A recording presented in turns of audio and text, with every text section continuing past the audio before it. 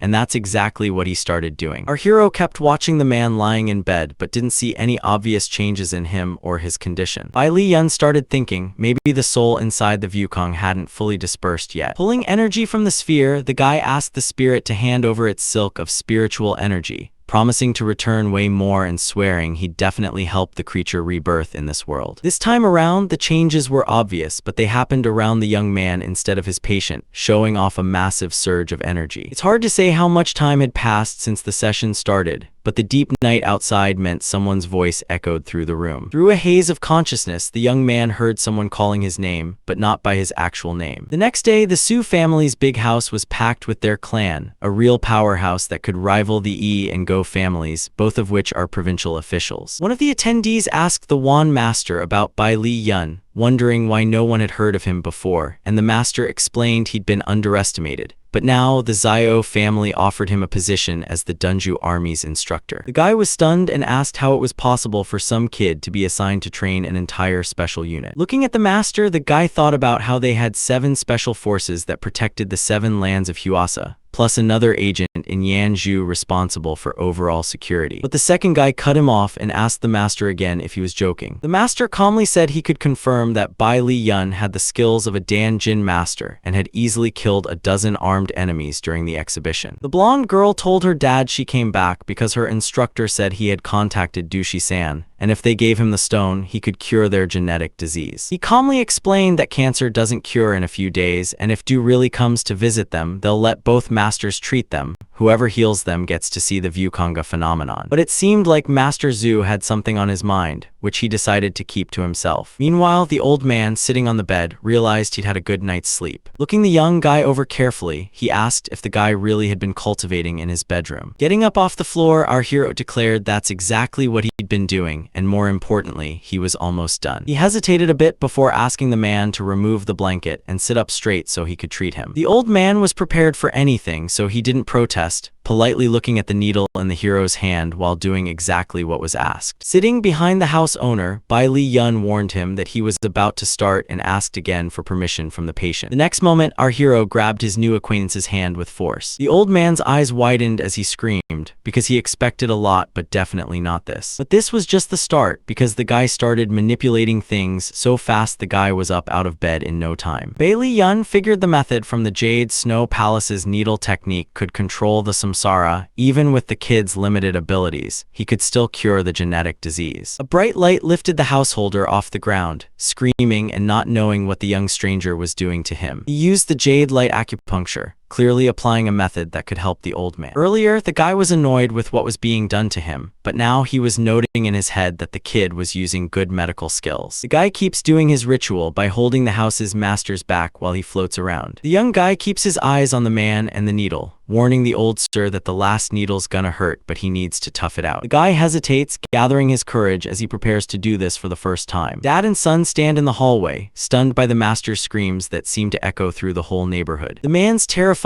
talking about how they've never heard the old guy scream like that, not knowing what's happening to him. Just when they least expected it, the door swung open and in walked Bai Li Yun, the guy who helped the homeowner escape. The man said he could walk again thanks to the guy and wanted to breathe fresh air, then added that his new doctor said he'd be fully healed in under a month. Hugging his son, the old man told Zheng He that he'd made a deal with Bai Li Yun and couldn't lie, so as thanks they had to hand over the precious gem. Looking at his dad, the guy started explaining that his son found Dushi-san, who was supposed to come and heal them all, and in exchange would get that same gem. The old man stayed quiet for a bit, then started wondering how the doctor could have turned up since he'd vanished a long time ago and no one had heard of him since. The kid jumps in the conversation, explaining his inspector already talked to the guy and they're all set. Our hero snaps back in a disrespectful tone, saying he's annoyed the whole family is talking about the gem without asking him first since it's supposed to be his. The family head tells the young guy not to worry, he'll get everything he's promised and that the Dr. Du will only be invited to compensate for all the hassle. Bai Li Yun bows with a smile, thanking the family head Su, confirming he'll keep treating them until they're fully healed. The old man offers our hero to stay with them for a while and gets a good response. That night, the guy kept cultivating his power,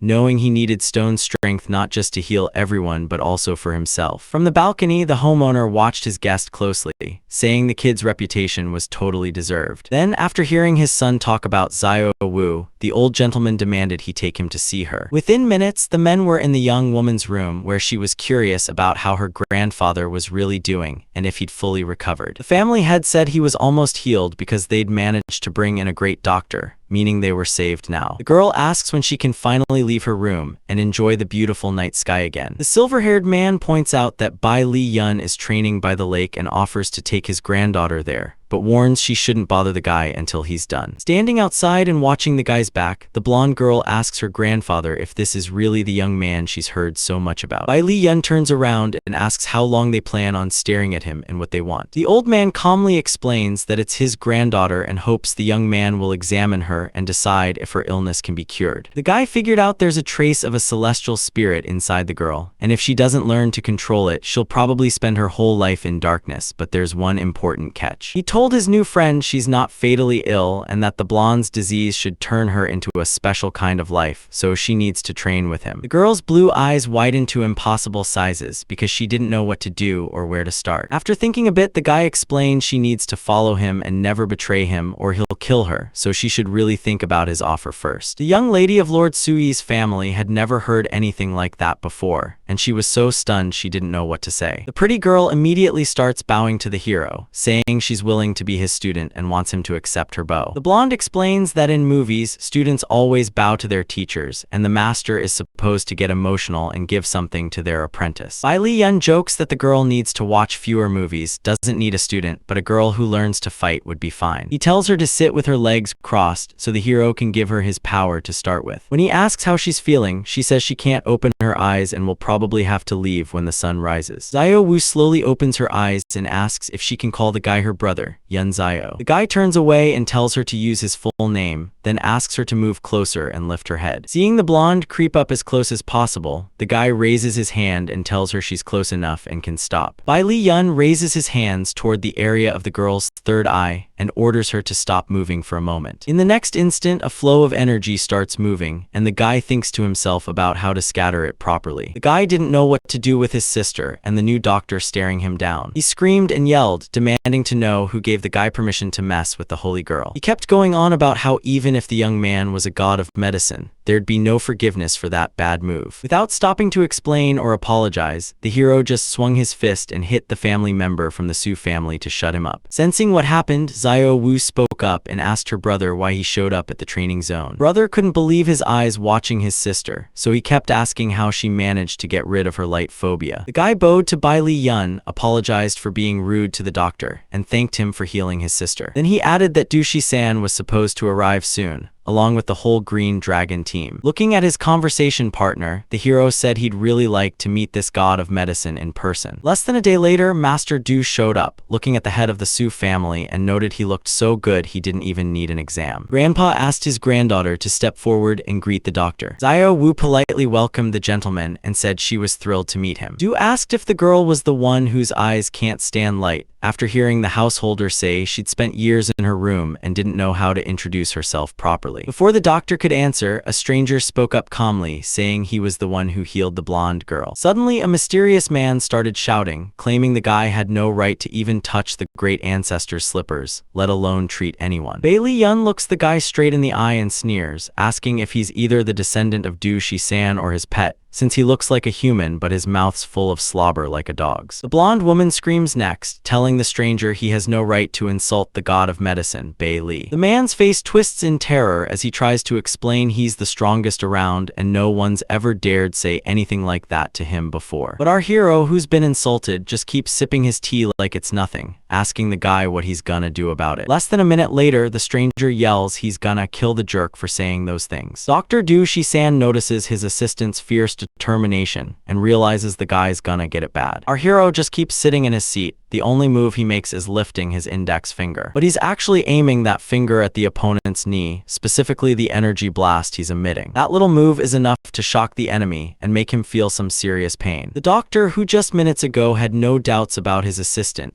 now wonders if this guy might actually be a master of Danjing. The thug didn't care about the details, but his injured leg was already messed up in seconds. The guy was checking out his hurt knee, but didn't realize how the kid pulled off the impossible. He didn't think anything of it, just told the blonde the tea was good and asked for more. After getting his act together, the grumpy guy started screaming that his leg was broken and demanded the captain arrest the kid right away. The cop thought about it for a second, realized it didn't involve him since the kid was just 20 and already a legendary combat pro. Dushi-san finally spoke up, surprising everyone by saying that after 20 years of absence, a healer had unexpectedly appeared, but he couldn't just break the kid's leg because he was the guy's grandson. Our hero thought to himself he needed to get Yu Lin's power back from the great continent, but out loud he told them to call him Yu Lin Zio. The healer laughed a little, saying the guy probably thought he was some big king, but he'd show him the real deal and ask the boy to step closer. The man figured even if our hero was a Danjing master, he'd probably only reach the basics, so he was way from perfect. Sui's owner didn't get why two gods of medicine needed to prove something to each other, but he saw the healer wasn't backing down and tried to explain that even at 80, he wouldn't let some kid take his top spot. The guy looks at his future opponent and says he's gonna have a hard time saying no to a fight, but offers to take it outside so they don't mess up the place. Standing outside, Dushi-san asks Bai Li Yuan if he's ready, but the guy with the smile says he's been waiting for this, while the old man keeps messing around for half an hour. Taking it on himself, the man asks if the kid knows how fast a person can be. Once again, our hero doesn't take it seriously, just repeating his earlier words that the old man should wrap up his act and get down to business. But the guy doesn't even finish his sentence before realizing something's gone sideways. He kept his eyes locked on the spot where Dushi-san had just been standing, but the guy was gone. When he turned around, all he saw was a white haze, but the person was nowhere to be found. While Bai Li Yun searched for his opponent, the enemy was already behind him and ready to strike. The healer shouted at the young guy, warning him that he was in big trouble for everything he'd done recently. But the guy knew exactly what was coming and quickly grabbed his attacker's wrist. Our hero's skills had reached a solid level, letting him take down the old man's stone fist. The guy held back, whispering the word destroy to himself, knowing it was the only way to hurt his opponent. The trick worked fast, making the man's eyes pop wide open as he couldn't believe what just happened. To protect himself, the man darted away from his sparring partner beginner, ending up on the other side of the yard. After thinking it over, Dushi-san figured the kid's skills were strong, and if he didn't back down, he'd be in for a world of hurt just to show off in front of the future great master. The healer bowed to our hero, saying he'd heard stories about this guy but now saw him in person, a rising star. After a moment's pause, he continued, admitting he was wrong but insisting he had to see things for himself, and apologized again to the young man. Realizing the fight was getting too intense, Old Su declared both men were great masters and that losing either wasn't worth it, so they needed to make peace. It seemed like everyone was on board except the healer's grandson, who wanted to argue with his grandfather. But the healer shouted at the young man to step closer, bow, and apologized to Master Bai Li Yun. Less than a minute later, the grandmaster's grandson was already bowing to our hero and politely asking for forgiveness, while the young guy was confused about why everyone seemed to love bowing to him so much. Realizing things were getting out of hand, Bai Li Yun turned to Xiao Wu and suggested she continue the practice they'd started recently, getting her agreement. Sitting on the mountain, the blonde girl said her new friend was so good at combat skills, but she didn't get them at all and wanted to learn at least something. Speaking seriously, Bai Li Yun told the beauty he'd teach her how to fight, but she had to fully obey his rules and couldn't pass on the knowledge to anyone. Feeling like she already got the message, the young guy still added that if she broke her oath, he'd kill her and whoever she tried to pass the knowledge to. The old guy tells the guy to go talk to General Lieutenant Wu about his idea, saying he won't be able to contribute to the nation's development. Since our heroes gathered on the lawn, a lot of time has passed because it was deep into the night. It's only then that Bai Li Yun slightly opens his eyes, realizing he should end his training. The blonde girl sitting across from him greets the guy, saying she's really glad he finally woke up. Looking at the girl carefully, the guy asks if she wants to eat, then adds that their session went well since she reached the realm of spiritual enlightenment. As he stood up, he added that now Tsao Finglin must feel a bright spot in Danshan as she delves deeper into the ether cult, and her albinism will heal on its own. The girl, happy and excited, started talking about how her hair could soon turn black and become as beautiful as others. The guy smiled, assured his friend that it didn't matter at all since she was the one and only in the world, and quickly changed the subject, saying they should grab a bite to eat. Sitting at the big table, the family head said they needed to wait just a little longer since the food was on the way. Meanwhile, the man introduced General Lieutenant Wu Tianjun, who works in Dongzhou area. Our guy was surprised by the meeting but didn't want to come off as rude, so he said it was a pleasure to meet up. The general raised his glass and said he'd probably tell everyone why he came to these parts in a few minutes. Looking at Bai Li Yun, the man declared he wanted the young guy to take on the role of the Green Dragon's commander and get promoted to general. It felt like our guy had never been this shocked before, not knowing how to react or act in the situation. After getting his head together, the young guy asked the general why he thought a regular high schooler was so valuable.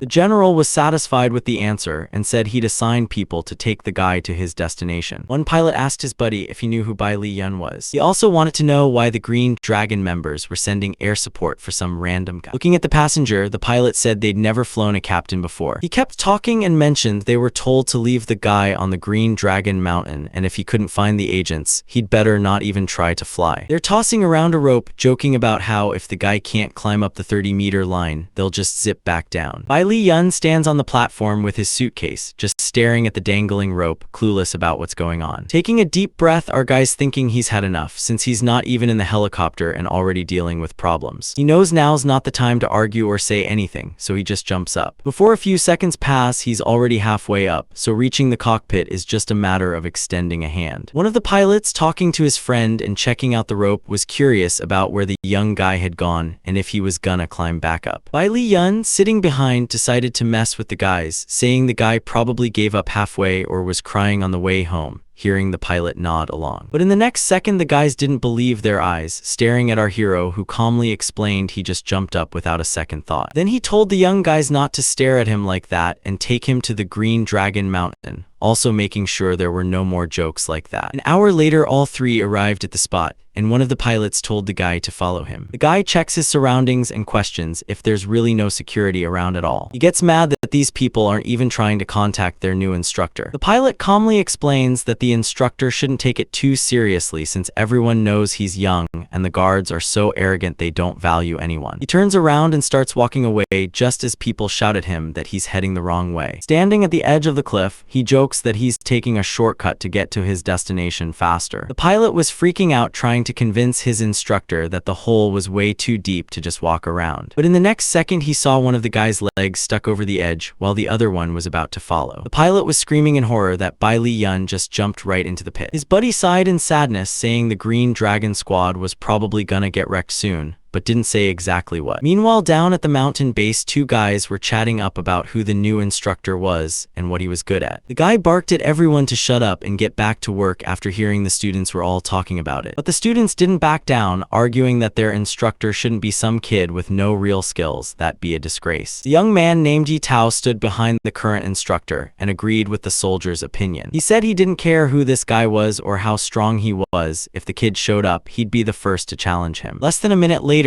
everyone heard a weird sound and spotted a dark figure in the distance. One of the trainers turned around to get a better look at the guy standing right next to them. Standing in the field, the young guy talked to one of the instructors, saying no one had pulled his leg, hinting at a recent conversation between the guys. Bai Li Yun, showing off in all his glory, focused his energy and asked the young guy if he was really brave enough to challenge the new commander. Standing on the grass, the guy declared he was their instructor, and if anyone wanted to challenge him, they could do it tomorrow, but if someone tried to do it now, they'd break the rules. The soldiers were already talking about the guy, saying he was pretty good since he not only jumped off the cliff and didn't break a bone but also acted decently. One of the instructors tells our hero that just because he dug a little hole doesn't mean he's a threat to the Green Dragon Squad. Looking at his men, he warns that relying only on strength won't win fights since even he has ways to kill Bai Li Yun. Our hero smirks and says he'd love to see the guy knock him out with one punch. Then he shifts his gaze to another commander and asks if that guy really said he'd be the first to fight the new instructor. After hearing a quiet reply, the guy yells at him to speak up and calls him a coward for being in the army. The guy snapped to attention and shouted at our hero like he was a sir, revealing he was actually the one. The guy kept a close eye on his future opponent, making sure not to delay and attacking him just like he planned to do a few minutes earlier. The soldier didn't need to be asked twice because he was already running full speed toward Bai Li Yuan the next moment. Our hero watched the action unfold, but waited for the stranger to show his hand before judging the attacker's abilities. Less than a minute later, the same thing that always happened in such situations happened again. The blow was easily deflected. The soldier was confused about how their new instructor managed to block his attack so easily. So he switched tactics and kicked the guy's face with his leg, which was already flying toward him next second. Bai Li Yun seemed to think about what to do next, considering he was being watched by an entire squad. The attacker figured this kick could break a tree, but if the guy blocked with his hand then, and he stopped himself. But he only realized the opponent's hand was on his limb when he felt it, not expecting things to go down like that. In the next second, the soldier flew sideways into a big, strong tree. Hitting the trunk, the man realized in horror that the kid had pulled off something almost impossible and said he was taking the loss. Looking around at everyone gathered, our hero wondered who would dare step up next to fight him. The soldiers whispered among themselves, trying their best to keep the young guy from hearing, scared of what they'd just seen. Our hero shouted in a serious, powerful voice, questioning why all the soldiers standing before him were so useless. Weren't they too scared to fight the instructor? He turned away and told them to go home, get married, and have kids because they just weren't cut out for anything bigger. But then Gizun stepped forward and challenged the three instructor's deputies to a fight,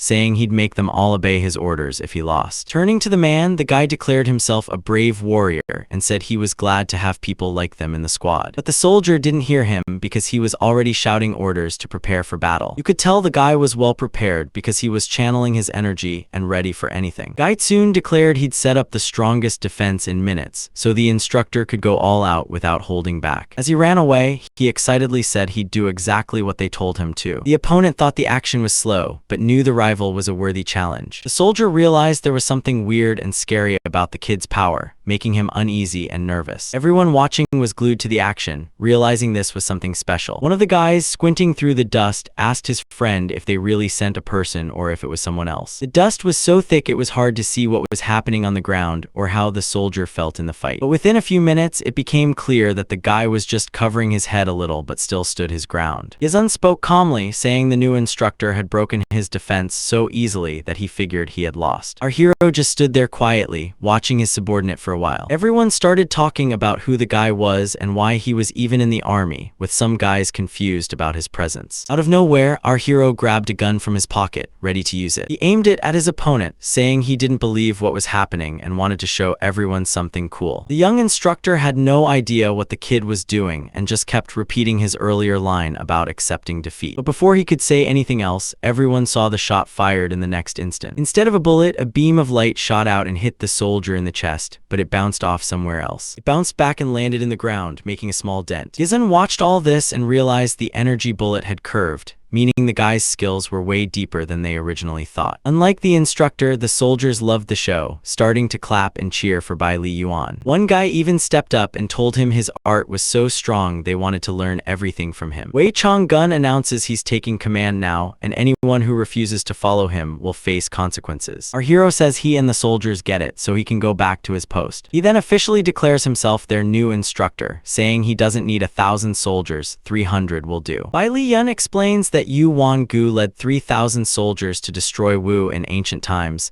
and now he's got Bai Li Yun with 300 brave soldiers and powerful generals who can take over everything. Looking at the happy faces, he adds he'll help everyone boost their cultivation, but if anyone thinks he can't handle it, they can just head home. The guy heads to the barracks because he needs to change clothes, but all the soldiers gotta be there in half an hour. Once inside, he starts thinking about how to run the training sessions for maximum effectiveness. He knows these guys are hyperactive, so it's gonna be tough to get them to meditate without figuring out how to teach them everything he knows. Then he realizes that with a slight upgrade to the Beast Fist technique, his body can absorb external power super fast. Putting on the gloves, Bai Li Yun figures he'll end up with a solid foundation, making him basically unstoppable. So instead of trying meditation, he decides to start with this technique. Standing on the field, the hero hears all the soldiers salute him like a senior instructor. Bai Li Yun says he's teaching everyone a new movement, like the great Qin Ju, who wants to call it the 12-star movements. All soldiers need to do is watch carefully. The guy jumps a little and says he's going to demonstrate the first movement, which is really important. He yells he's a big bull stomping the ground like thunder and lightning, then pauses for a moment, but only to make sure the soldiers understood the first movement's principles, since he was about to move on to the second one next. The guy clenched his fists so hard like he could really do it, but didn't rush to explain why he was doing it. A few minutes later, he explained that the mighty tiger was making a raid, aggressive as hell. Before the gathered crowd could even recover from the mild shock, he rushed to name the third movement, called the snake-like monster. Soaring into the air, our hero realized he'd smoothly moved to the fourth movement, though it turned out the soldiers were struggling to keep up. Bai Li Yun explains in a hurry that the divine dragon moves its tail like a lightning bolt, faster than you can say, snap. The soldiers keep watching the dummy fall, but they're clueless about what's actually happening next. Meanwhile, their new commander breaks down the fifth move called Divine Snake Approach, sixth named Tianma Travels, seventh Exercise, and 11th, one after another. The guy suddenly realizes he's done 12-star movements, but only 11 are listed, so he's confused why there's a 12th. He brags he'll train the last move with the main god if they mess up the first 11. This ain't gonna be easy, since the guy can turn them into bulls, dogs, mice, rabbits, and other animals. After hours of training on the lawn, the soldiers said it was super tough, like they were holding on by their fingernails. Instead of getting a break, our hero handed them a tub of water and told them to strip and take a bath. Checking out the tub, the guys were happy, hoping for a much-needed chill after a brutal day, though some were still worried about a trick. Sitting in the tubs, the soldiers felt like the water was a sharp blade cutting through their muscles. Bai Li Yun is taking a weird bath with his students and thinks to himself that he's really comfortable and the temperature's just right. Smiling and hearing the complaints, the guy figures in his head that in a few years all these people will remember him with big gratitude. The next week, sitting in his office, the new instructor decides he needs to do something and calls up the familiar number. Calling out to Su Jian Fen, he asks him to prepare a helicopter so they can fly home for a few days. Stepping out of the helicopter, Bai Li Yun is surprised they landed at the best hospital in Haiti, not getting why he was brought here instead of going home. The girl with the guy says she's Wu Ci Yun, and they came here because the guy personally invited General Wu. When our hero walks into the room, he sees General Wu sitting in the corner greeting him, but he still doesn't get what's going on. The guy starts talking and explains he invited the guy because General Zhu from the Dunju Area Command had health issues and they want the guy to check him out. The general's family explains that the old man's health has been getting worse lately, and the doctors couldn't figure out why. Continuing the story, the relatives explain this guy used to lead the Da Xia army to beat the old generals of South Vietnam. Even though the old guy's over 70 and retired, he's still loyal to the nation and does what he can to help. The guy keeps watching the patient closely, thinking that if the man makes it past 3 days, that's a big win. Right then, General Wu realizes he forgot to introduce the young man to his relatives and scrambles to fix that mistake. The young girl, hearing that Bai Li Yun is called the god of medicine, starts asking him if he really can heal her grandfather. As usual, our hero speaks calmly, saying it's probably not that hard to do. The boy's dad lifts his hands up and says if the guy can heal his dad, then he'll do whatever the young doctor wants. Out of nowhere, some arrogant blonde starts talking and asks her relative if he really believes in the kid's abilities. The guy standing next to them starts questioning the guy about which medical school he went to and how he dared call himself a god of medicine. The kid stays calm but confident, saying he hasn't even finished high school and isn't planning to take the university entrance exam, so he's got no credentials. Hearing that, the blonde starts laughing, mocking how he even has the right to get close to old man Zhu. The granddaughter clearly didn't like that behavior, telling Lion Wei he couldn't disgrace their family if General Lieutenant Wu called the guy, which meant he knew the kid was capable. The girl's father barely spoke to her, warning Ryuadin to be a little more restrained and not forget her mother was the guy's aunt. But the grandson wasn't backing down, not understanding who this girl was to lecture him, and secondly, why they invited a kid who'd probably mess up the old man. General Wu spoke calmly, saying he couldn't talk about his guest's abilities or reveal his identity,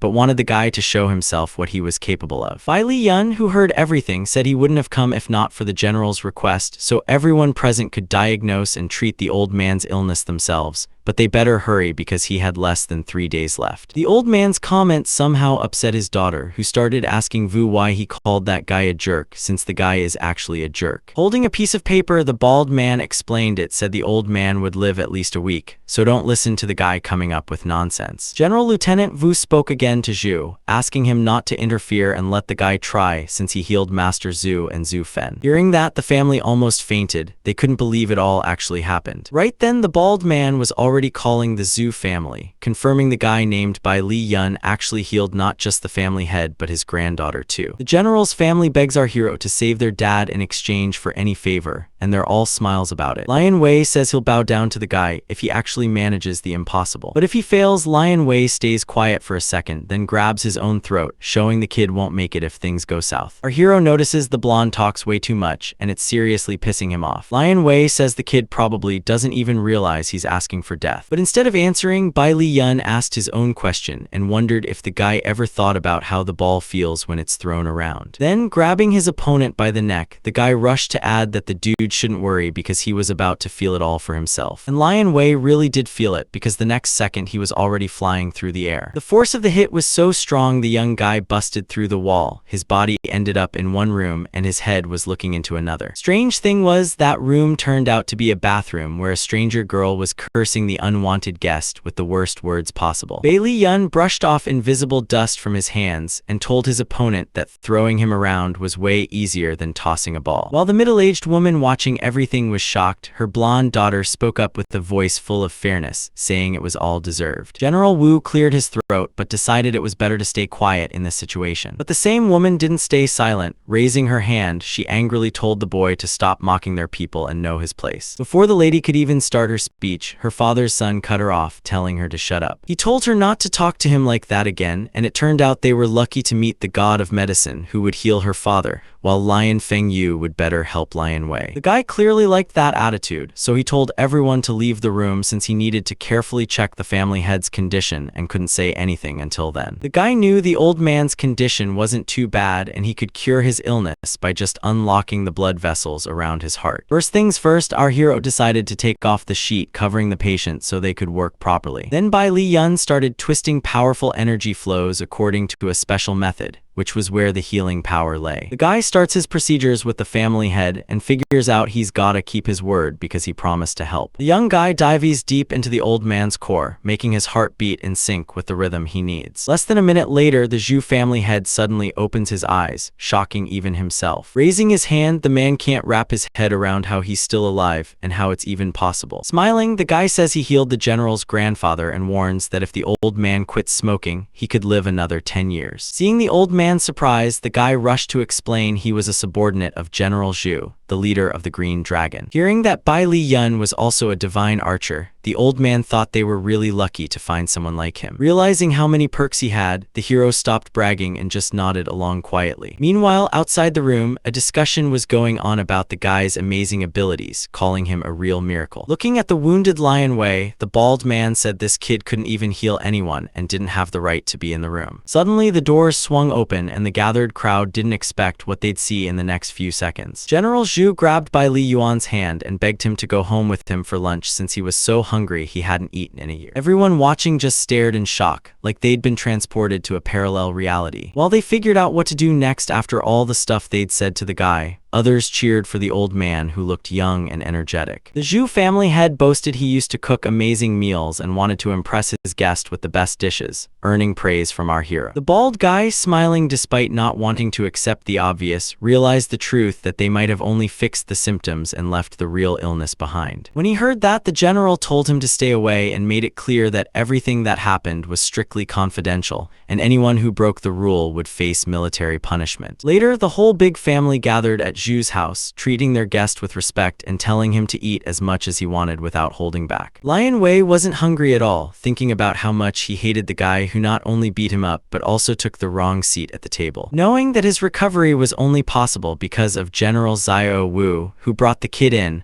Old Zhu said he was really glad to have met someone he'd always be in debt to. General spoke calmly, noting that the head of the house was very polite and now even healthy, so he asked him to continue leading his team as before. But the man ignored those words, turning back to his guest to praise his talent at such a young age and promise a general major's rank once he contributed to the country. The young man didn't get a chance to respond because his phone rang, and when he answered, it was his mom calling. After talking to his parents, our hero said he should head home early since his parents were really worried and he needed to go. Knowing the guest was leaving, the silver-haired man asked Bai Li Yun to eat a few more dishes before going. Instead of reacting, everyone looked through the empty window where the guy vanished just seconds ago. Lion Wei was mad and angry, calling the guy disrespectful to everyone in the room. But no one cared about his opinion, so the generals all yelled at the guy to stop complaining and slandering the good young man. He wanted to say something to the guys but chickened out, knowing no one would listen. The family head told Lion Wei he relies on the Zhu family's reputation,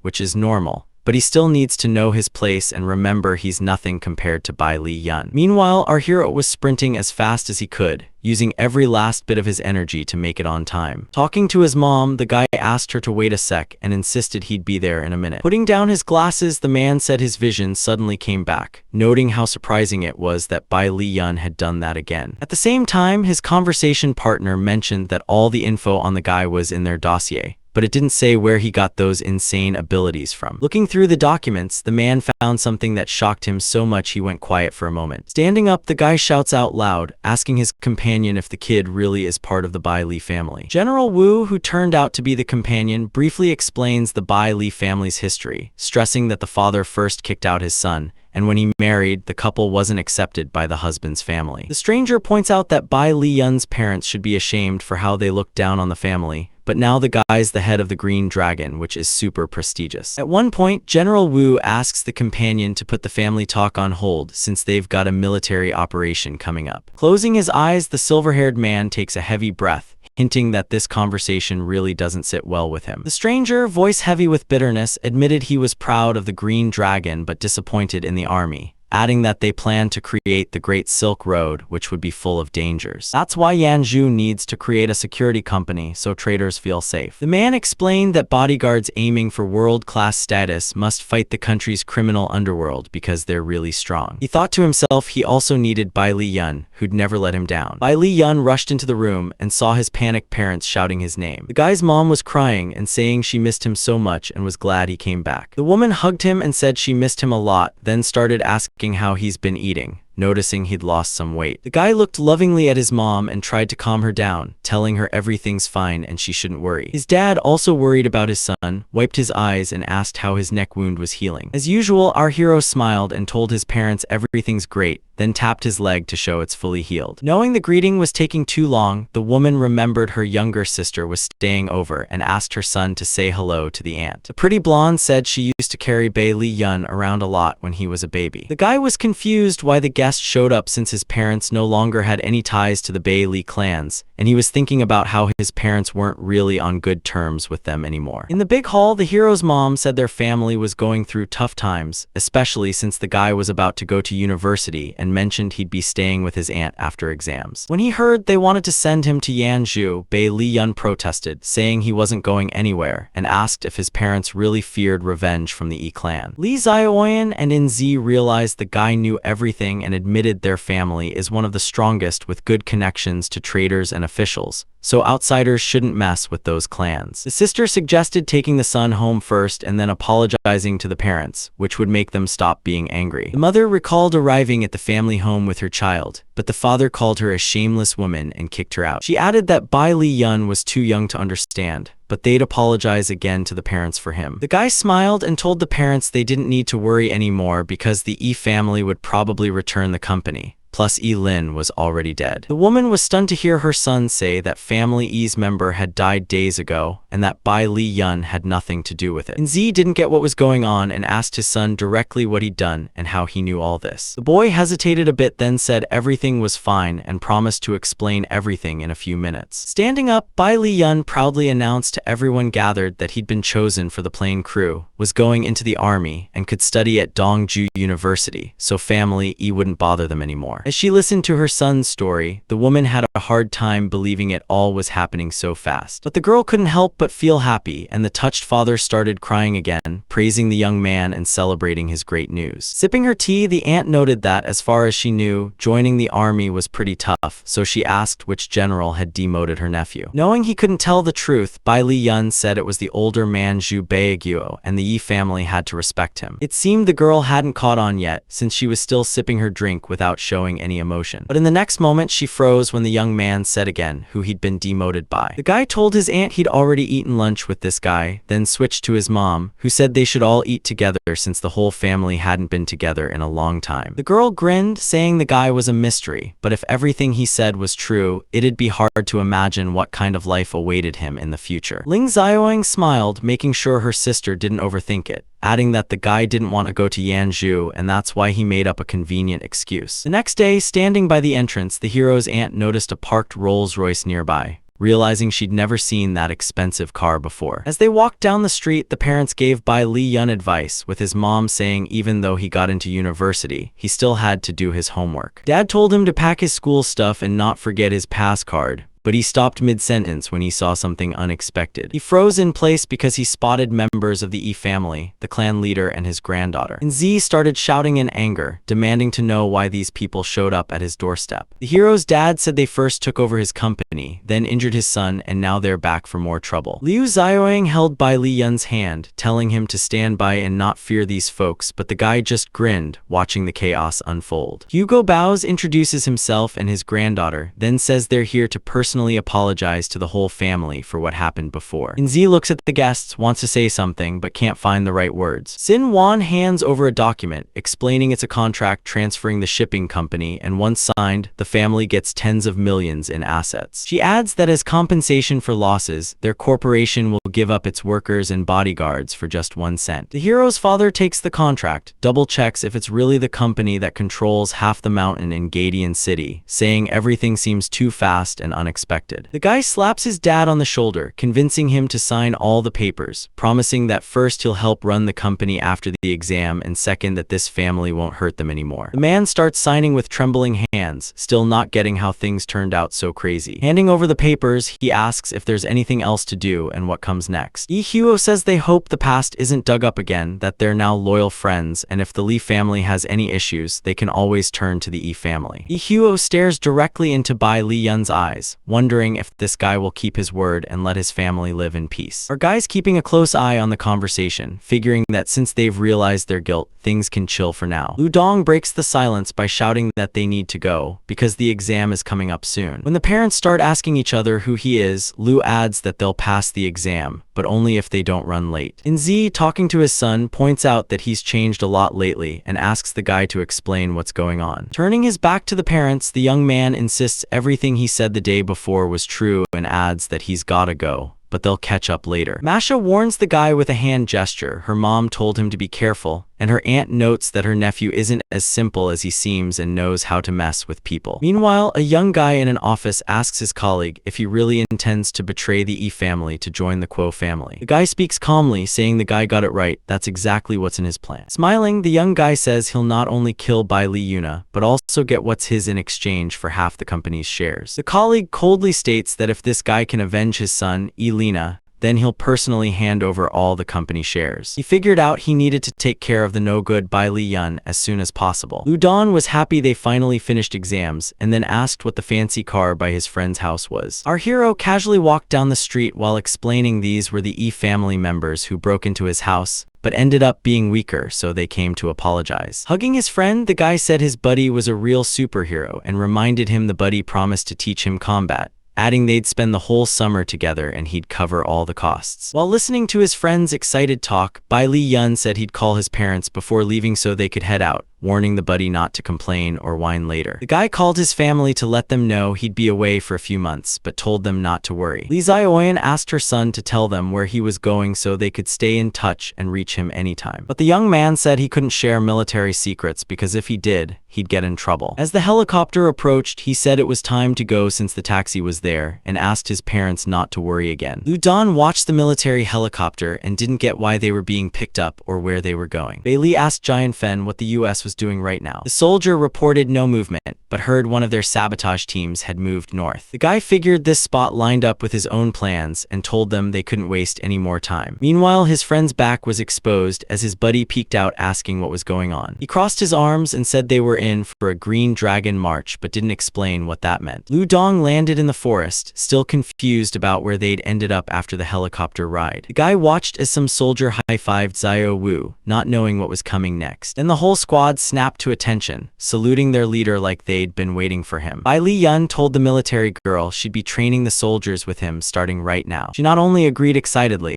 but also said she'd be his personal secretary too. Our hero switches to his aide and tells him to gather everyone and make sure not to forget their new soldier, pointing at his friend. Lu Dan grumbles that he knows little about the army and asks someone to explain everything in detail. One of the commanders, stretching lazily, tells the kid, calling him comrade to our hero's friend, to stop worrying about the small stuff since he's now part of the Green Dragon unit. Hearing the brute call them all brothers, the young guy hesitates, realizing he's really messed up, but there's no going back. Bai Li Yun watches Lu Dan try to justify himself and his actions, begging not to be forced to change clothes, and just smiles. Xiao shows up in the office in military gear and asks our hero what he thinks of her look. Getting a thumbs up, she smiles. But Bai Li's new assistant cuts in, pointing out that everyone knows civilians can't access their military bases. The guy snaps back, saying he's the boss here and calls the shots on who gets to be a dragon and who doesn't, promising to meet the generals in person if they have questions. He tells Xiao she's got spiritual energy, but it's weak in practice, making her a liability, and they'll be working on her. As he walks out to the soldiers, he announces the next 2 months will be boot camp in a military base, giving them a chance to explore dangerous corners of the world. He hesitated a bit before adding that his demands weren't simple, and in 2 months they needed to reach the 2nd level of Njing, with their weapon mastery becoming virtuoso level. Calling over Yitao, the young man asked how long he'd trained and what level he'd reached, and when he heard that it took 12 years to get to the 2nd rank, Bai Li Yun was surprised. Pointing at the blonde girl, our hero explained she was only 16 and had just started her cultivation path, but had already achieved the same results in 5 days, so he ordered his subordinate to fight her. When the soldiers heard that statement, they were shocked, not understanding how a 16-year-old kid, especially a girl, could fight a military man who'd trained in combat arts for 12 years. The captain, rubbing his hands, explained he didn't want to disobey orders, but also didn't think they could learn to fight someone like him in a few days, and was worried about hurting the blonde girl. She's gathering all her energy into her fist, knowing she's not gonna back down no matter what. She's sprinting toward her opponent, shouting that he better not dare insult her, even though she's a woman. Realizing the blonde is charging straight at him,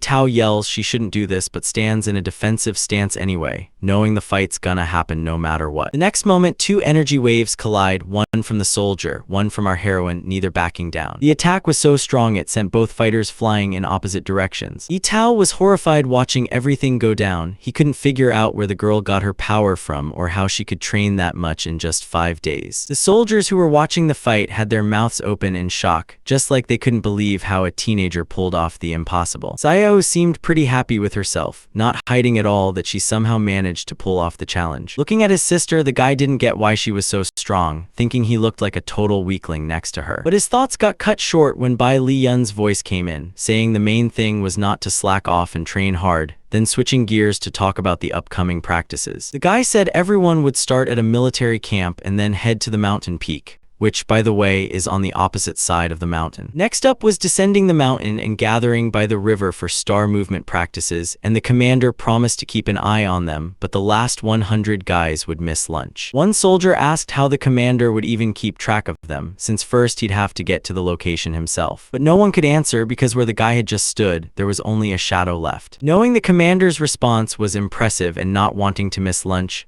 the soldiers immediately went all out to finish the task. Bai Li Yun, standing on top of the mountain, counted the soldiers as they climbed one by one up the slope. Finally, he spotted the 1,000th soldier, who had struggled to make it but still managed to reach the top. One of the soldiers pointed out that being last wasn't great, pointing at the 1,000th guy who couldn't explain himself. But the commander figured there was still another boy he needed to wait for. Talking to his friend, the commander noted that he'd arrived as the 1,001st, pointing out it took him 3 hours to run 5 kilometers, but if he wanted to, he could just give up. Looks like Lu Dang was running out of steam, but he figured if he'd chosen to follow his older brother, he couldn't back down now. Sweating like a dog, the guy told his friend, treating him like his older brother, that he'd stick with him till the end and learn combat even if it killed him. Bai Li Yun screamed that there was no army here, no older brothers, and the kid had to call him the leader. The guy took a deep breath and shouted at the respected leader. The young man said he wasn't some spoiled rich kid who only wanted to take shortcuts and avoid work, so he wasn't giving up even if he was exhausted. When the commander heard that statement, he let the soldier keep running. Liu Dong realized something was wrong as he moved through the forest but couldn't shake the feeling. The guy tried to breathe but saw the landscape around him start to blur. He was holding on by a thread, figured he was about to fall, and then he did. Two soldiers walking through the woods talked about who came up the mountain and figured they were last, so one said they'd both miss lunch. Before they could finish talking, someone's desperate scream cut through the air, sounding super close by. Running over to the injured Lu Don, the soldiers saw him lying on the ground writhing in pain, but they didn't know what was wrong. Watching the kid with horror, the guys realized every second counted and started helping him as fast as they could. Knowing the accident happened at the mountain's base, the group figured the new recruit probably fell off it. Realizing the young soldier was breathing fine and could be saved, someone yelled for an ambulance right away. Bai Li Yun gets up close and tells his friend he doesn't need an ambulance because he's got this. Despite everyone arguing, the guy insists the soldiers keep running, thanks them, but says he needs to be alone with his friend. Sitting over his comrade, the hero realizes Lu Don's lungs and liver are seriously damaged and needs to use Silk's spiritual energy to save him. For a while, Lu Don stays still, and it looks like everything the guy does isn't working. But a few minutes later, the recruit's eyes snap open, and he has no idea what just happened. The guy jumps around nervously asking if he's alive, then turns to his buddy asking if he really was saved. Bai Li Yun answers calmly that first off he's not his brother, and second, he only has 2 chances left to save him. The young guy laughs, saying he always knew his friend wouldn't leave him hanging, but also asks how he's feeling better than ever. Our hero thinks sadly about using up one precious silk thread for his classmate. Out loud, he says the guy doesn't need to know, and he's planning to gather 300 fighters for the Green Dragon. Whether he makes the cut depends on him. Even though it was nighttime in the village, the camp was still up and running with training in full swing. Standing in the middle of the forest, Bai Li Yun knew they were on secret training and couldn't risk lighting a fire because it could give away their location, so they had to stay alert as the enemy started moving. The soldiers were listening carefully to their commander, but they were all starving, and there wasn't much chance they'd get to eat anytime soon. One of the guys slapped Lu Duan on the shoulder and said the dry rations they had were already gone, but he knew where to find food. As they walked through the forest, the stranger introduced himself as Su Wu and said he'd show Lu Duan a place where there was food. Lu Duan wondered if his new buddy would make him eat wild animals, but the guy just told him to follow along. Sui Wu reached for something on a small tree and shouted he'd found food. The guy grabbed a caterpillar, called it the best meal ever, and was super lucky to find such a great snack. Lu Duan stared at his companion, pointed at the insect, and was about to say something but got cut off. Sui Wu was chewing on the caterpillar, saying it was amazing, like all the world's flavors had come together to bless his feast. Sui Wu keeps talking about how there are tons of bugs around and tells Lu Duan not to be shy, just eat to get full, not noticing his companion at all. The guy's horrified watching this, realizing he's not shy about grabbing caterpillars but just doesn't want to eat them. Even if they're the last food on the planet, he won't put them in his mouth. A few minutes later, Sui Wu finishes eating a caterpillar and happily tells his new friend that the more he eats, the better he feels, knowing his buddy agrees with him. Sui Wu's mood suddenly shifts. He says they might face real danger this time,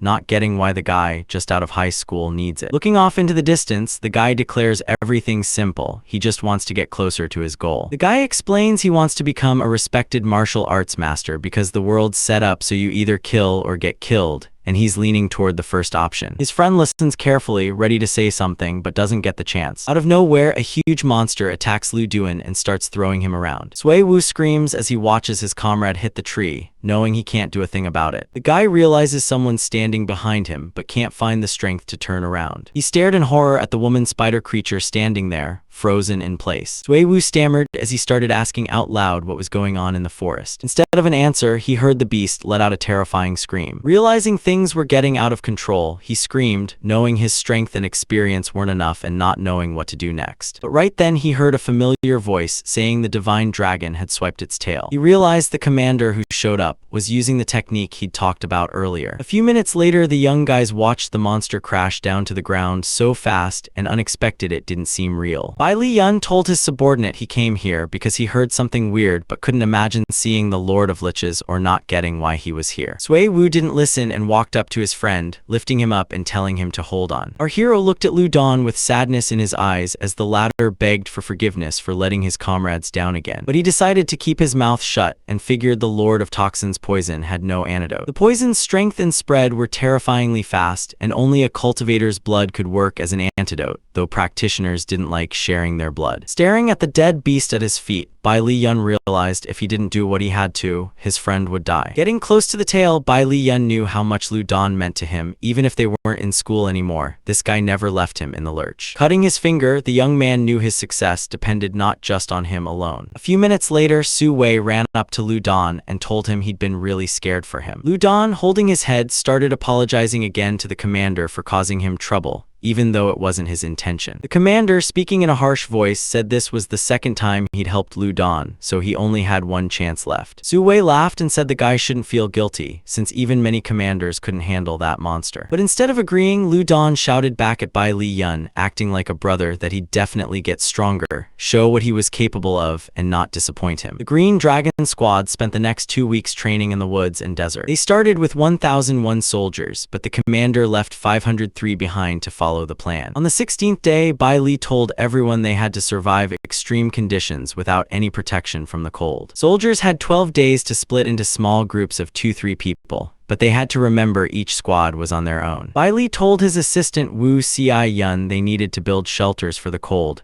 but she asked how they'd survive 12 days in the mountains. The guy tells the girl they gotta eat snow, learn to control cold air, and remember if they don't make it to level 2, they're stuck in the army with nothing to do. But Wu Ci Yun isn't happy with that answer, thinking the army's getting stronger while the commander keeps cutting the squad size, not getting how they'll fight in the future. The girl points out that in the modern world, this is like smashing a rock against an egg, totally pointless. Hearing her, Bai Li says the rest of the squad will handle it later, but they need to remember General Zhu's plan to build a big army, and people are always needed. Our guy then says in his usual calm tone that he doesn't need a palace, doesn't have to keep all these people around, and doesn't need any advice either. A few minutes later, Xiao Wu approached Bai Li Yun and asked why he spent his precious Kai silk on some random rock. Spinning his energy, the guy explained it was because a spiritual energy target could activate the phenomenon of Wukong. 9 days later, Bai Li's assistant reported that a white bear attacked the team of Lu Dan and Su Wu. But the young guy stayed calm, saying the group didn't get involved because the guys should handle it themselves. After saying everything was clear, Wu Xi-yun quickly turned toward the mountain, where the commander was also looking. Less than a minute later, everyone saw a huge white bear charging at them, furious and moving super fast. The girl standing next to our hero was clueless and blurted out that another white bear was chasing them. The guy knew panicking was too early, and he spotted 2 guys running after the bear. Those were Su Wei and Lu Dong, chasing the bear and yelling for it not to run away because they wanted to eat its meat. The guy's speed was so fast it looked like wind was blowing instead of people running. Commander checks in with his aide to make sure she didn't mix up anything and confirms the white bear really did attack the group. Lu Dan raises his hand and greets the captain, cheerfully reminding his friend he hasn't forgotten him while noting he's gotten stronger like the other teams who can now manipulate cold air streams. Looking at his comrade, the hero thinks his training method paid off in the end and now the guy's stronger and can stand on his own. Before he could finish his thought, he heard Lu Dan's loud sneeze, signaling the boy was starting to freeze up. Pumping energy into his fist, the guy explains he forgot to maintain his body temperature and control the cold air flow after fighting Bai Li-yun. The commander's assistant figured out that the young guy was now a second-level master, so maybe General Zhu wasn't wrong after all. Meanwhile, the wasteland was already packed with planes and a huge army ready for any battle. The foreign commander talked about some Daxi leftovers and said he came to these parts to hand over a gift. The guy didn't clarify what was going on, but he stayed alert and watched the soldiers lined up in front of him. Suddenly, Wu Xi-yun ran up to Bai Li-yun and told him the foreign commanders and 2,000 soldiers had landed across the river.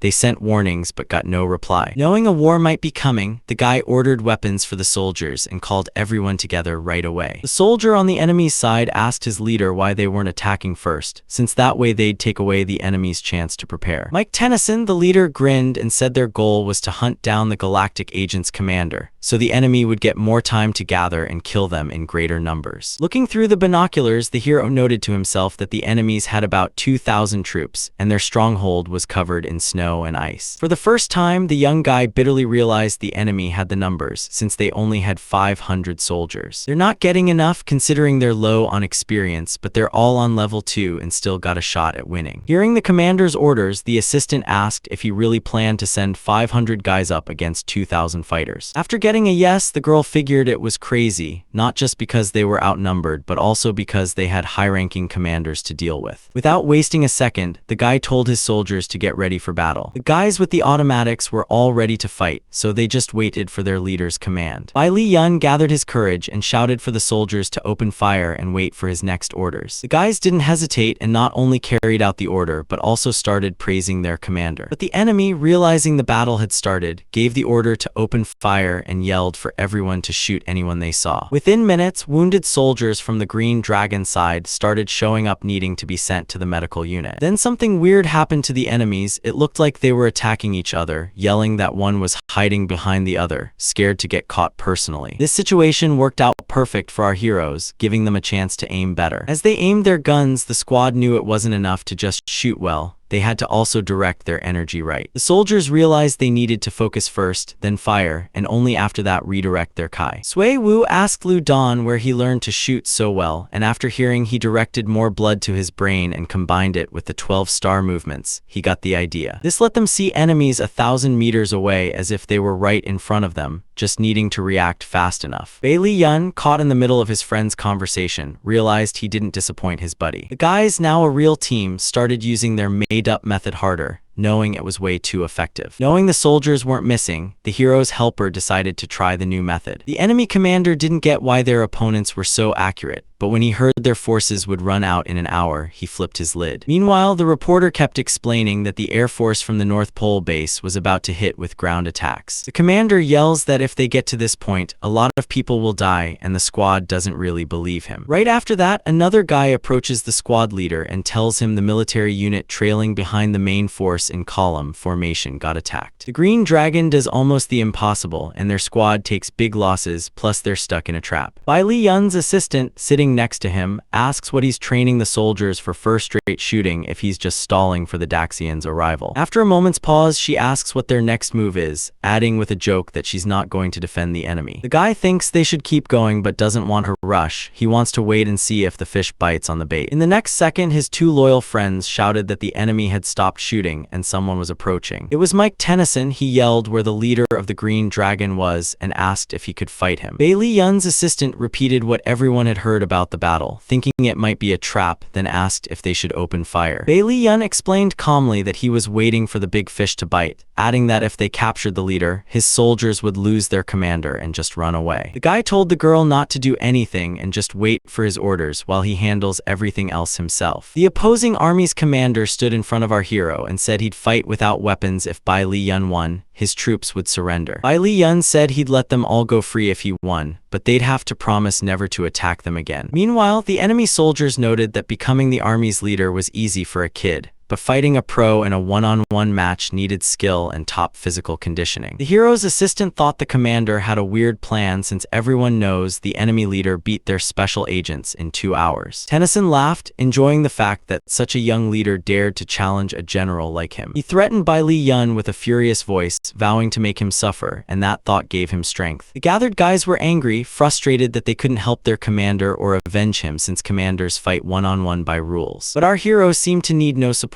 calmly telling his opponent that they should value their time while they still could talk. Swinging his arm, Tennyson shouted that talk was over, and it was time to get down to business to end this quickly. Knowing danger was common, the guy shifted his stance and started thinking through his next move. Then his eyes went wide in shock cause he'd never felt a master's 4th level energy before. Next thing you know, the fight exploded with energy beams so bright they blinded everyone. The guy who'd never been this angry before screamed that it was time to really start. The soldiers watched close, thinking for a second they were witnessing the northern lights cause there was so much Kai flowing. Lu Dan figured out that the level of fighting he was seeing was basically what he'd only ever seen on TV and in comics. Meanwhile, our hero realized that the opponent's attack actually managed to hurt him, which never happened before. Tennyson was celebrating like he'd already won, raising his arms triumphantly even though the battle was still in full swing. Bai Li Yun knew the situation was a bit more serious than he'd originally thought, but the guy wasn't the type to back down. The leader of the opponents laughed out loud and shouted that the kid was just a little brat in a one-on-one fight and that this little punk should pay for his arrogance. In the next instant, a focused energy stream aimed straight at the general crashed into a block of ice nearby. No one realized what happened because they were watching steam rise from where the attack landed. Tennyson coughed up blood and realized his opponent was some kid, not knowing how the kid pulled it off. Looking at his lying opponent on the ice, our hero asked if the guy really thought he was stronger than Bai Li Yun. Wiping blood away, the young guy snapped that all that previous drama was all a weak general like him could do. He started channeling massive energy streams, but instead of just a few like before, now there were dozens of them. He formed the symbol of infinity from the energy, stood in the light but didn't rush to do anything next. Tennyson, watching from his spot and keeping a close eye on his opponent, couldn't believe his eyes and couldn't find the words to describe what was happening. Bai Li Yun looked directly into his enemy's eyes and said that he came into their territory and attacked soldiers and civilians, which was a big sin he'd pay for with his life. In the next moment, the boy directed his most powerful energy stream, something he was capable of, straight at the general. The soldiers watched in disbelief as a huge chunk of ice broke off, not knowing how that was even possible. Within minutes, the troops jumped up and ran, screaming that their commanding officer was probably crushed, since the enemy's commander was a monster they couldn't save Tennyson from. Our hero didn't want to see it, but he still heard the fleeing soldiers talking about whether they still had bombers. One of the retreating soldiers said even that weapon wouldn't help, so they should call the Air Force to clear a path for a full retreat. Bai Li Yun figured to himself that this attack had taken a lot of his Kai energy, and even if he gathered all the energy around him, recovery would still take about 10 days of cultivation. The guy looked back and saw his team cheering him on with so much enthusiasm, shouting he was the best and unique, and his punches were something unforgettable. Bai Li Yun's assistant spoke up with a smile, telling them to stop talking and get ready for the next training spot. 2 days later, the whole team gathered at some port, and since there was a lot of snow there, it was pretty close to their previous location. Standing before his subordinates, Bai Li Yun noted they'd suffered big losses in the recent battle, and the guy regretted it happened, but asked the remaining 380 soldiers if they regretted their choice. After hearing the happy cheers that everyone was happy, the commander told the soldiers to jump into the water and swim back home. This last test,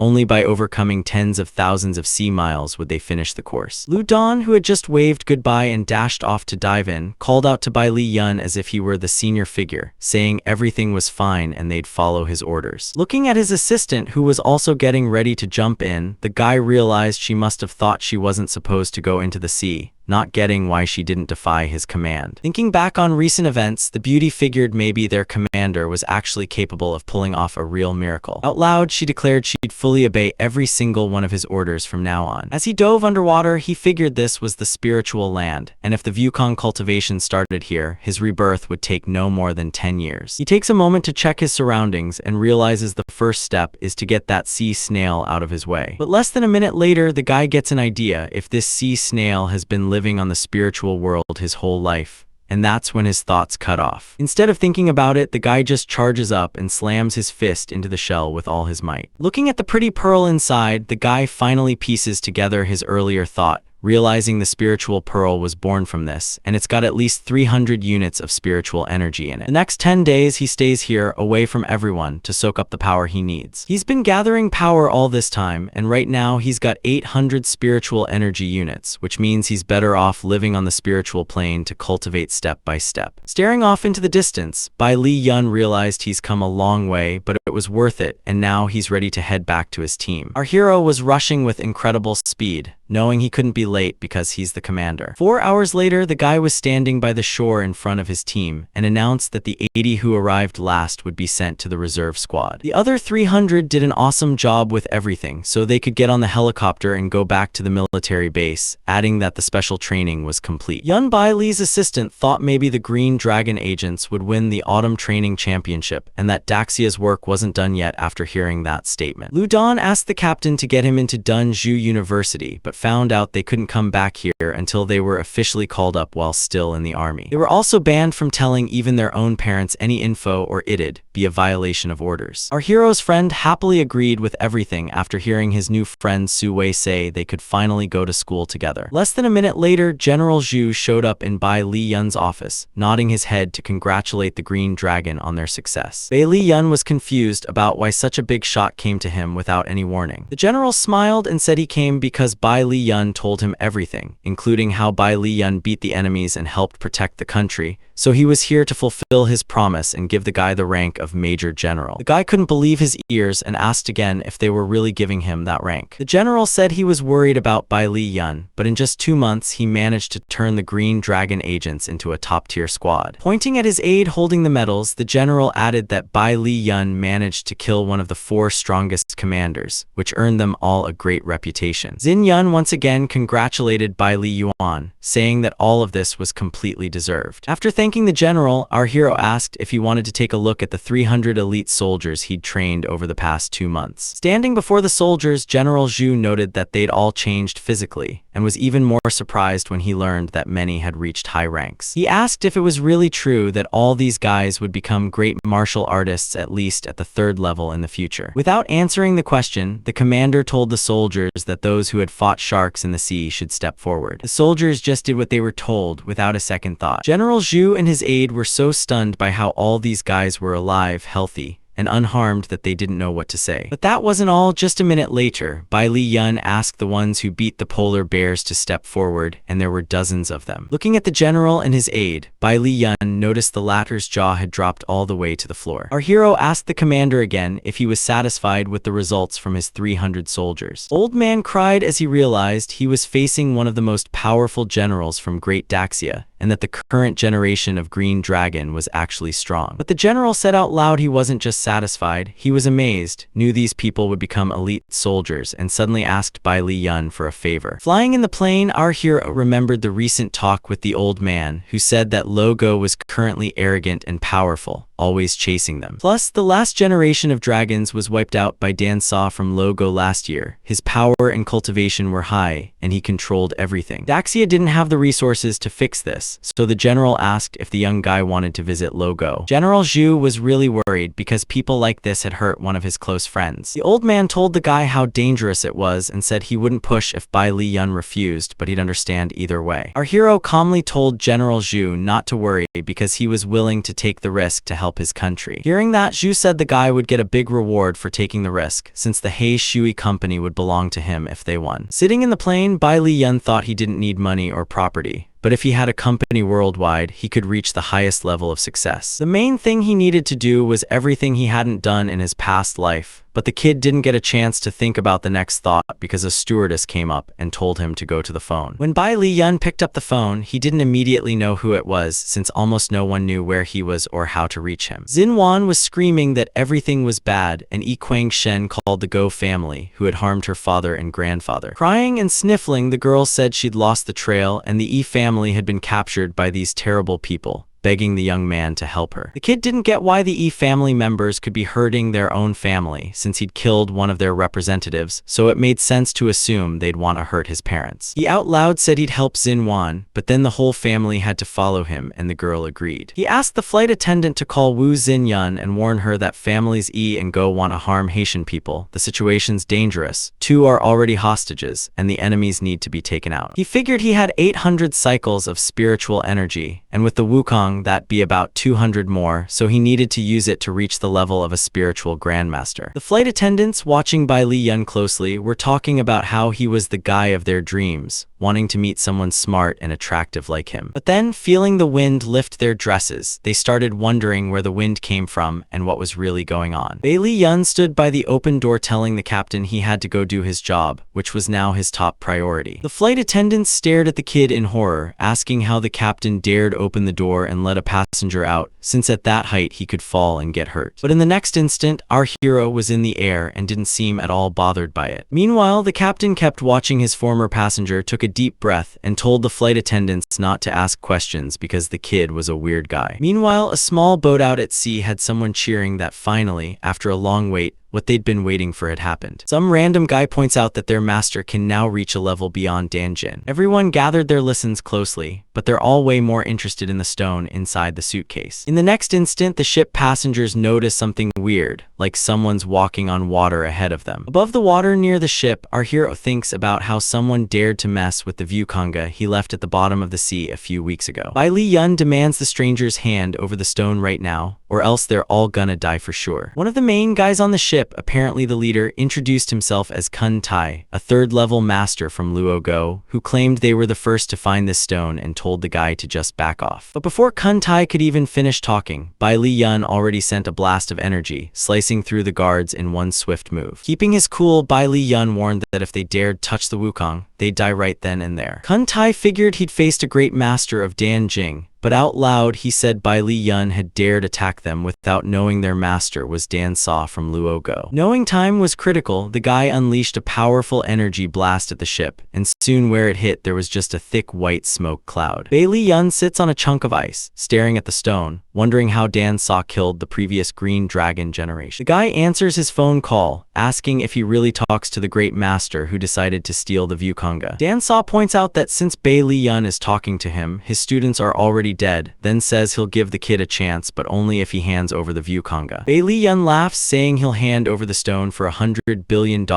and the opponent just laughs back. Sitting next to Dan Saw, the young girl cries and begs to let her mom go, promising to do whatever he says. The woman begged for mercy on her knees, saying her daughter was dearly loved and deserved to live. The master yelled into the phone to shut up and say nothing more until they were told to. Dan Saw laughed, saying he'd let the mother die peacefully because the girl asked for it, but warned that if she caused him trouble, her dad would end up in the trash. Dan Saw told Bai Li Yun that if he didn't bring him what he wanted, his parents would die. Bai Li Yun figured the master was playing a dangerous game and said that if Dan Saw even thought about touching his parents, he'd never forget what it meant to have a peaceful life. Dan Saw said before passing out that he's waiting for the young kid and they're gonna meet up real soon, and the kid needs to remember what they agreed on. Our hero was staring off into the distance, thinking this'll be a tough test, but he's definitely gonna make it. The guy carrying the suitcase knew he had to go back and make sure his parents were fully protected. Some girl floating above the water was thinking the energy source had vanished, hinting either at our hero or that mysterious stone. The beauty was figuring out this thing is tied to the birth of gods and their creations in the organization, so it's a big deal not to lose it. While Bai Li Yun was busy with his own stuff, Dan Sa told his servant to contact their people in Daxia and gather all the info on the guy since he wanted to give his family a gift. Master thought to himself that the Wukong was tied to his plan for domination, and if the guy dared to stand in his way, he'd make his parents suffer. The crying blonde sitting next to him kept moaning about her fate and the messed up situation she was in. Hearing her whining, Dan Sa told his servant he was done with this unhappy girl who kept crying all the time. Master ordered Gun Shanbo to kill the blonde so she wouldn't bother him with her nonsense anymore. The girl tried to speak up, but couldn't find the right words to say to the villain. The servant approached from behind with a blade, threatening to do whatever the master ordered. The master ordered the servant to kill the girl, who was still trying to speak but couldn't get a word in. Dan Sa snapped at those who dared defy him, saying Bai Li Yun would face the same fate. Even though the guy had other plans, he focused his energy on the ground, thinking he'd finished preparing the spiritual array. He's got his place all locked down, and if someone below the 4th level gets in, they're dead before they even realize what's happening. He remembers how his mom used to hold his hand and tell him they'd make it through the dark times together no matter what. He's in the hospital and the woman keeps telling him she's right there and everything's gonna be okay. Lee Zioyan watches the guy on the bed, while the nurse says he's probably never walking again. In his past life, the hero heard all sorts of trash talk, remembering how he was called a societal reject better off jumping out the window. He remembered how his dad once saved him from some random guy who was just beating him up, and the guy called the cops right away. The man also remembered that the criminal was pretty strong, but he gave up super fast anyway. Sitting on the floor and staring blankly into the distance, the guy asked why his dad was late and why he wasn't there with him. With a book in his hand, the guy happily said that the kid had been into novels lately, so he had to wait almost 2 hours in line to buy the new one. And again, transported back to the present, Bai Li Yun out loud said that his mom and dad used to protect him secretly,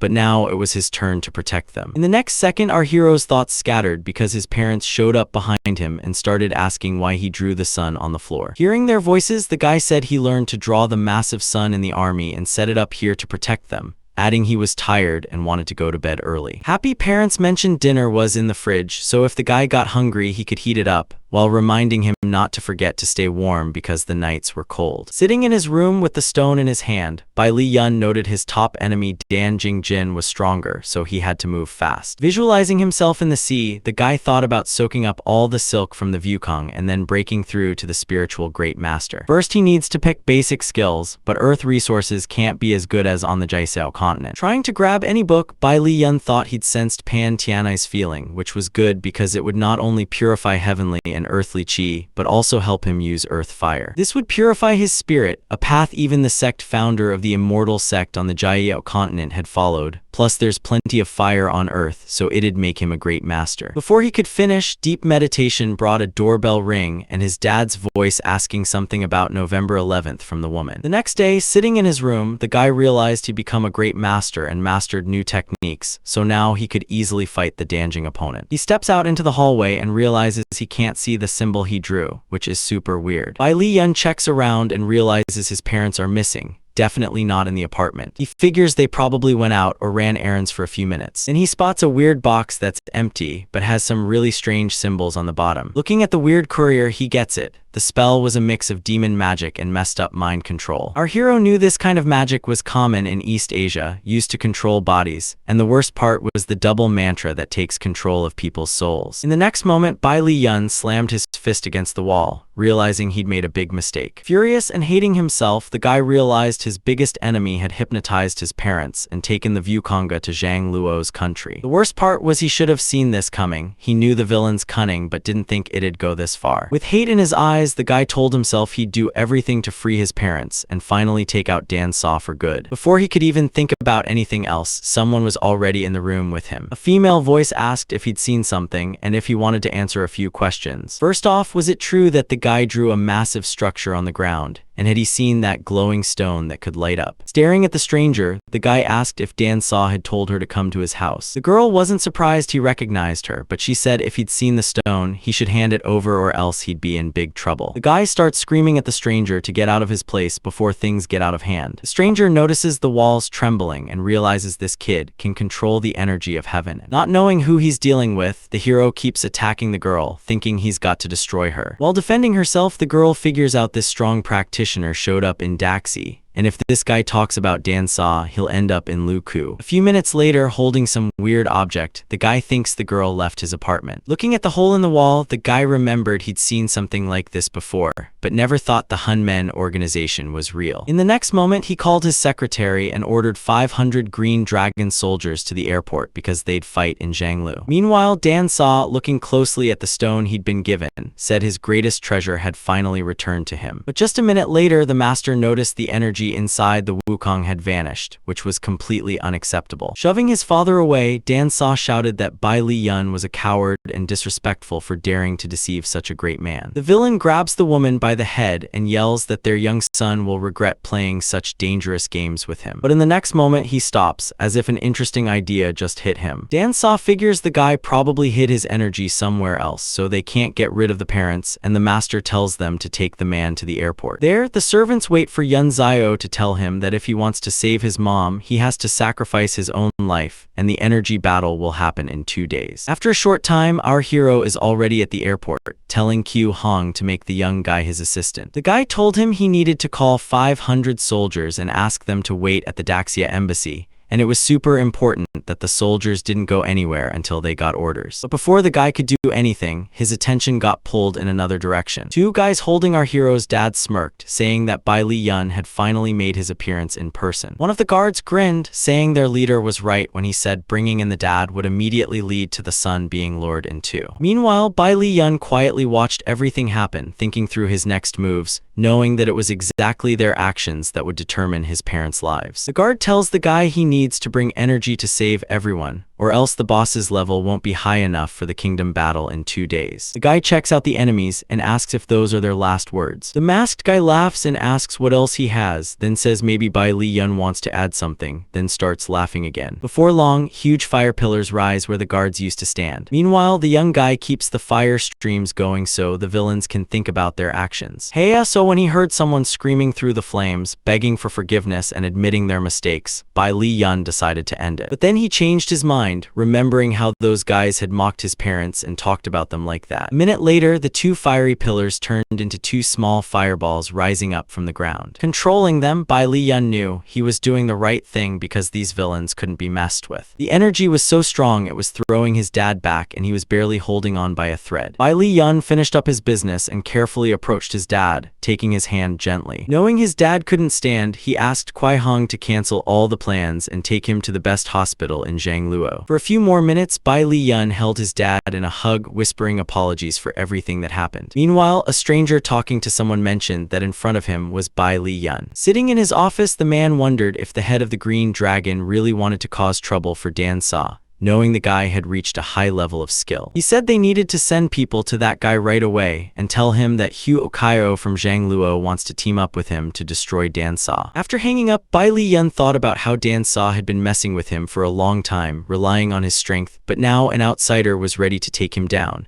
And this time, the Liu family would finally get rid of the villain. Looking closely at the photo showing a woman and Liu Dan, he thought they'd be meeting soon. Sometime later, Bai Li Yun was in Zhangluo Hospital where they had taken his father. Looking at the man, he thought to himself that his father's internal organs were in terrible shape, and while the magic had tilted his mind toward full control, it didn't strongly affect his psyche. Bai Li Yun keeps thinking about his dad, telling himself that the Phoenix Nirvana art will heal his body in 49 days. It'll hurt, but he's sure his dad can take it. The guy knows he has to fight for the kingdom, but to do that he needs to be introduced to 10 famous members of the Zhang family, but his enemy's power is too strong and no one's willing to help. Right when our hero was deep in thought, the sound of someone trying to climb through the window interrupted him. Redirecting his energy, the guy got curious about who dared to interrupt his thoughts and who was about to climb into his tent. The stranger who popped into the opening called the guy a hero and said they were friends, asking Bailey Yun to listen because it was really important. The guy sneaks into the room thinking the young man's power is so deep it could break through the Dan Jin barrier, so strong it's unclear who dare challenge him. He announces himself as the Liu family's butler, and Hu Kaio from Zhangluo overhears that Bai Li Yun is a great warrior, so he wants to help him eliminate Dan Sa. Smiling, the butler insists Bai Li Yun shouldn't protest and just take the token,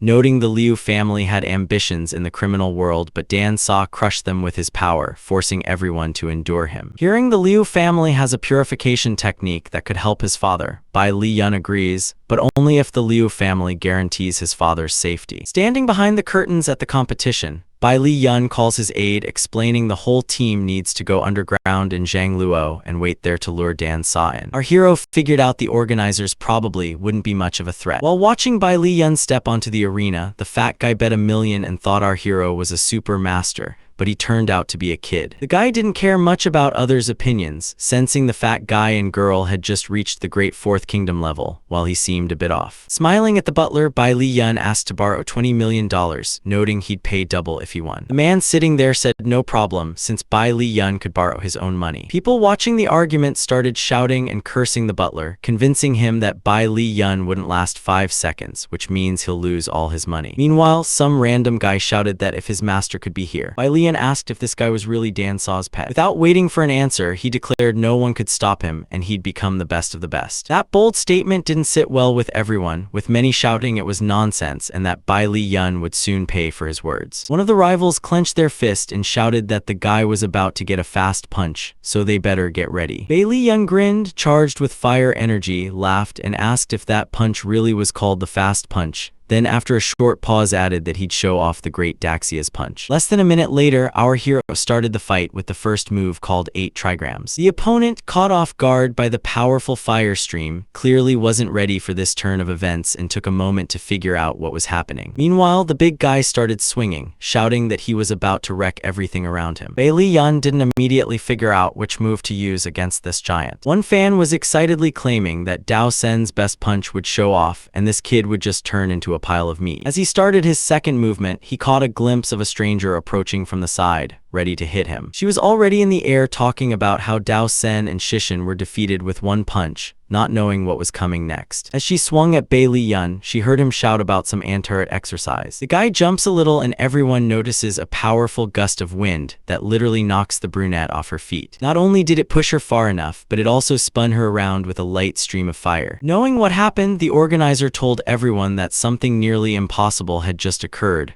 No one expected it, but the kid from Great Daxia, it seems, got upset. Sitting with a glass in hand, some young guy turns to Uncle Jan and says he was right. He bet 60 million, and if he had lost, his dad would have peeled him alive. Addressing the young guy as Master Zhao, the man asks if he thinks big organizations will let the Liu and Bai Li Yun family take all the betting money. Before he could even respond, he heard some weird sound that sounded like gunfire. When he turned around, the guy realized something like a bullet was nearby, but didn't know what to do. Then a white smoke cloud rose up where the guy was standing, making it hard to see through. Looking at the shooters, the man said that even if the young guy was a wizard, getting anything from Van Hai Long of Dun Yin would still be tough. The stranger hoped his helper could take out the hero, without realizing how strong he actually was. A minute later, the white mist cleared and revealed Bai Li Yun, surrounded by a powerful energy flow. Holding a bullet in his hand, the guy yelled with rage, questioning if the strangers really thought that weak trick could kill him. Refusing to hear any excuses, our hero decided to blast his attackers with fire, knowing he had a lot of work ahead. Pausing for a moment, he asked the gathered crowd if that was really how the Zhangluo country treated its rivals. While the audience discussed, some noted this guy wasn't someone to be taken lightly, while others admitted they didn't get why they thought he'd lose. Master Zhao was yelling in his chair, totally confused why that guy's punch had such crazy powerful fire energy. The young guy told his uncle they couldn't control this guy, so first they needed to call Zhao and second, they needed a bunch of ammo to take the kid down. While Zhao was panicking and convincing Yan not to let Bai Li Yuan go because he needed that energy for his dad, the guy wanted to argue but couldn't. As our hero left the room, he was thinking he got lucky this time and managed to fall for a pretty simple trick. trick. But before he even made it to the door, he felt someone's hand on his head. The guy blocked the attack and realized his opponent, who had just been on the third stage, had suddenly jumped to the fourth, becoming way stronger than before. Looking into his opponent's eyes, the guy heard a sinister voice saying they'd finally met up. The villain said the fight was one-sided, and since it was, maybe he should step in to teach the guy a lesson. Knowing his opponent wasn't just a regular enemy, Bai Liyan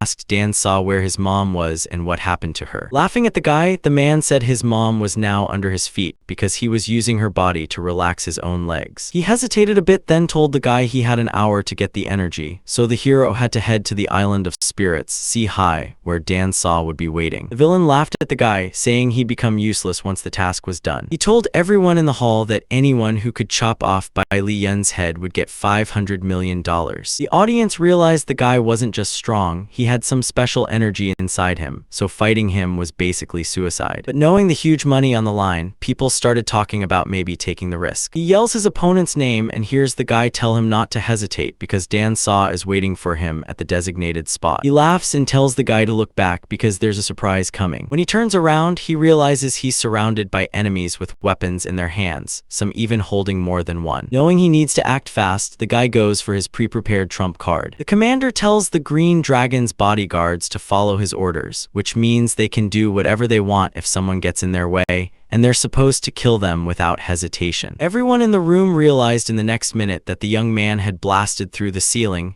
jumped out, and left them to be torn apart by his henchmen. The crowd watched in horror as the suited guys gave orders to stay put and not move. Then the Green Dragon guys ordered everyone in the room to drop their weapons and surrender immediately. The butler, who was also in the room, called his boss and reported what had just happened, asking if he should help Bai Liyan. The guy told them to send their people to the island too and surround the whole area. Then they'd need to collect all the energy and, if needed, finish off Dan Sa. Our hero's sprinting with everything he's got, trying to save his mom no matter what. But then he realizes something's wrong when the energy around him starts twisting up like a tornado. He turns around and yells at the strangers, telling them to back off and stop messing with him. The mysterious woman watching the guy doesn't get why Bai Li Yuni is trying to kill the master, since she knows he can only hurt him enough to make him an invalid, but nothing more. Seeing the guy, Jailong screams that if he can break the strongest boulder and take out the 4 great masters by night, she'll rip out her own heart so he can use it. Sin Xian tells the young guy not to blame him if things go wrong because 500 million just doesn't fall from nowhere. Ang Li Su cuts in, saying the hero knocked out his brothers, so he's sending the guy to the 9 circles of hell. But the guy doesn't care, thinking about how this array is pretty cool even though he's in the imaginary circle. The main thing was his massive power, which made it look like this kid had never felt anything like it before. He was thinking about how the array could easily hurt the great spiritual master, and out loud he asked if the enemies really think that'll stop him. Hunmen Cyan Huan watches the young man closely, wondering if he's really capable of breaking the massive array. Hei Long breaks the silence, telling the young guy he's talking too much and stalling. Right then, one of the guys yells that the array's activating and orders his team to kill the kid. Studying the powerful energy flow, the young man knows this thunder sounds a lot like the 4th lightning from the 9 heavens snow continent, but there's 100 times less of it. He realizes he'll need to spend some spiritual energy to break the circle with his current level. The guy didn't waste any time, so he shouted the 3rd true flame strike right then and broke through. Watching the chaos, Su Yin Hun out loud said it was insane because even a god of combat couldn't have destroyed that lightning so easily. But she figured the guy had reached the god level in combat arts and realized she didn't want to die from that energy, so she decided to get out fast. Furious, our hero declared that all these masters dared to stand in his way to save his mom, messing with him and forcing him to use the energy before meeting Dan Sa, so they all deserved to die. Some of the gathered tried to do something, but the fight was so intense and crazy it was hard to imagine. Ang Li Su was screaming that the guy was a monster, just like Dan Sa, as he ran away. Our hero, seeing the rivals scattering, used his manipulation skills to ask if it was too late to escape. Su In Hoon flew as fast as she could, knowing she had to get to the port where her colleagues were waiting as soon as possible. The guys were shouting that Bai Li Yun was about to catch up, so the girl had to hurry and then push him back or else they'd all die. The stranger aimed his weapon at the young guy, confirming his colleague's words, realizing he needed to stay alert. In the next instant, the man fired off a blast, revealing a massive white dust or energy ball where the guy had stood. Closing in, Bai Li Yun realized this was exactly what he'd been waiting for from the protective energy.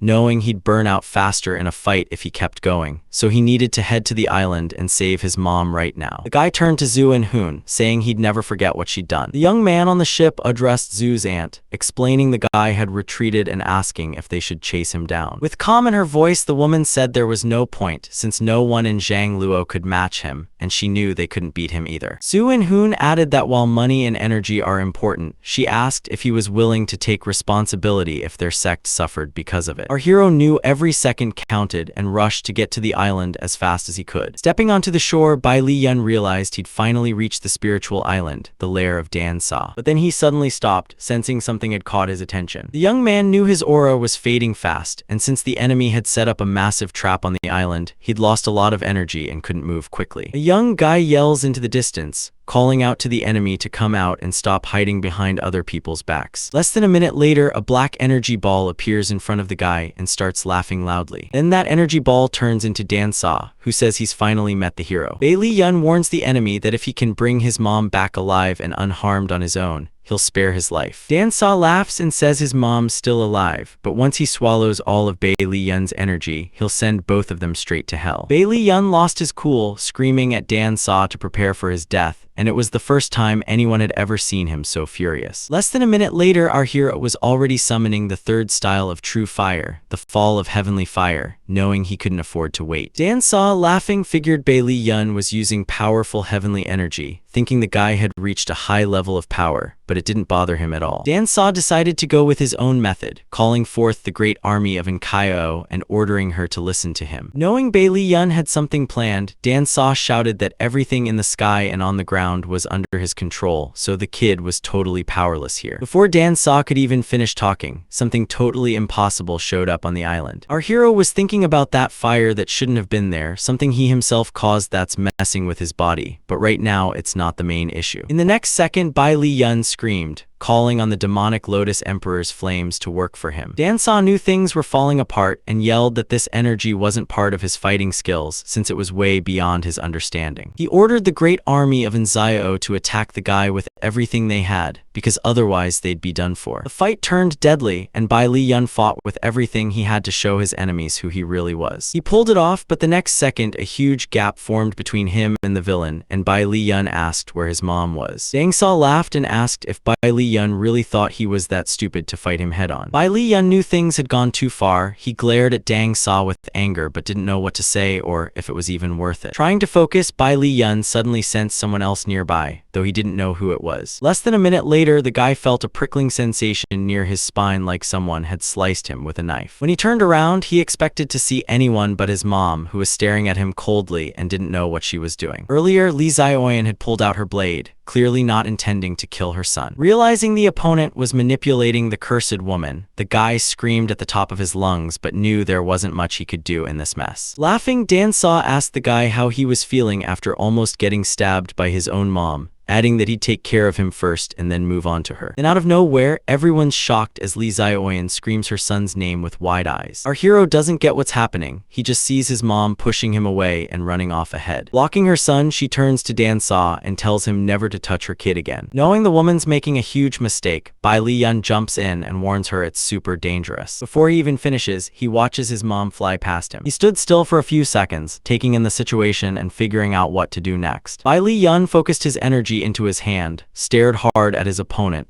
then snapped his name with a sneer. The guy screamed at the top of his lungs, insisting he'd kill Dan Sa no matter what, even if it meant burning his own blood. But the opponent didn't care, laughed it off, and told his subordinates to just kill the kid. Bai Li Yun went all out. There was no stopping him now, and he summoned the fire of the demonic Lotus Emperor again. Dan Sa figured his opponent really meant business, but he asked out loud where the helpers were and why they were still missing. Then, channeling all that energy at the villain, our hero finally heard someone screaming in terror. Running to his injured mom, the guy told her to hold on because he was gonna take her home soon. Meanwhile, a voice from nowhere declared that Bai Li Yun is actually an incredibly strong master. The gathered crowd thanked the guy for taking down Dan Sa, saying they'd wiped out whoever was gonna mess with the youth. Knowing time was ticking, our guy started shouting at everyone to shut up and get his mom to the hospital faster. Out of nowhere, one of the gathered guys said they'd help his mom, but only if Bai Li Yun gave them all his inner energy. Seeing the kid wouldn't agree, the leader told his guys to tie him up, because without that he couldn't be number one in Zhangluo. Bai Li Yun, bitter and defeated, said he was surprised everything went so smoothly and why the strangers helped him for no reason. Flying fast, he added that everything turned out way more interesting than anyone thought. They just needed his energy. The leader kept watching everything, but couldn't believe his plan didn't work. His subordinates looked around confused, not getting why the guy was so fast and still moving. One of the assistants pointed at the dead Dan Sa, whose energy was still strong, and guessed the boy might have absorbed it and gotten stronger. Our hero thought that even though the enemy's energy wouldn't last long in his body, it'd be enough to take out all the enemies. Hearing the leader ask not to touch him in exchange for treating his parents, Bai Li Yun said he didn't trust anyone anymore and suggested heading to Dan Sa. Meanwhile, the leader said his parents were stunned by the mind-altering magic and only the Lu family could cure them.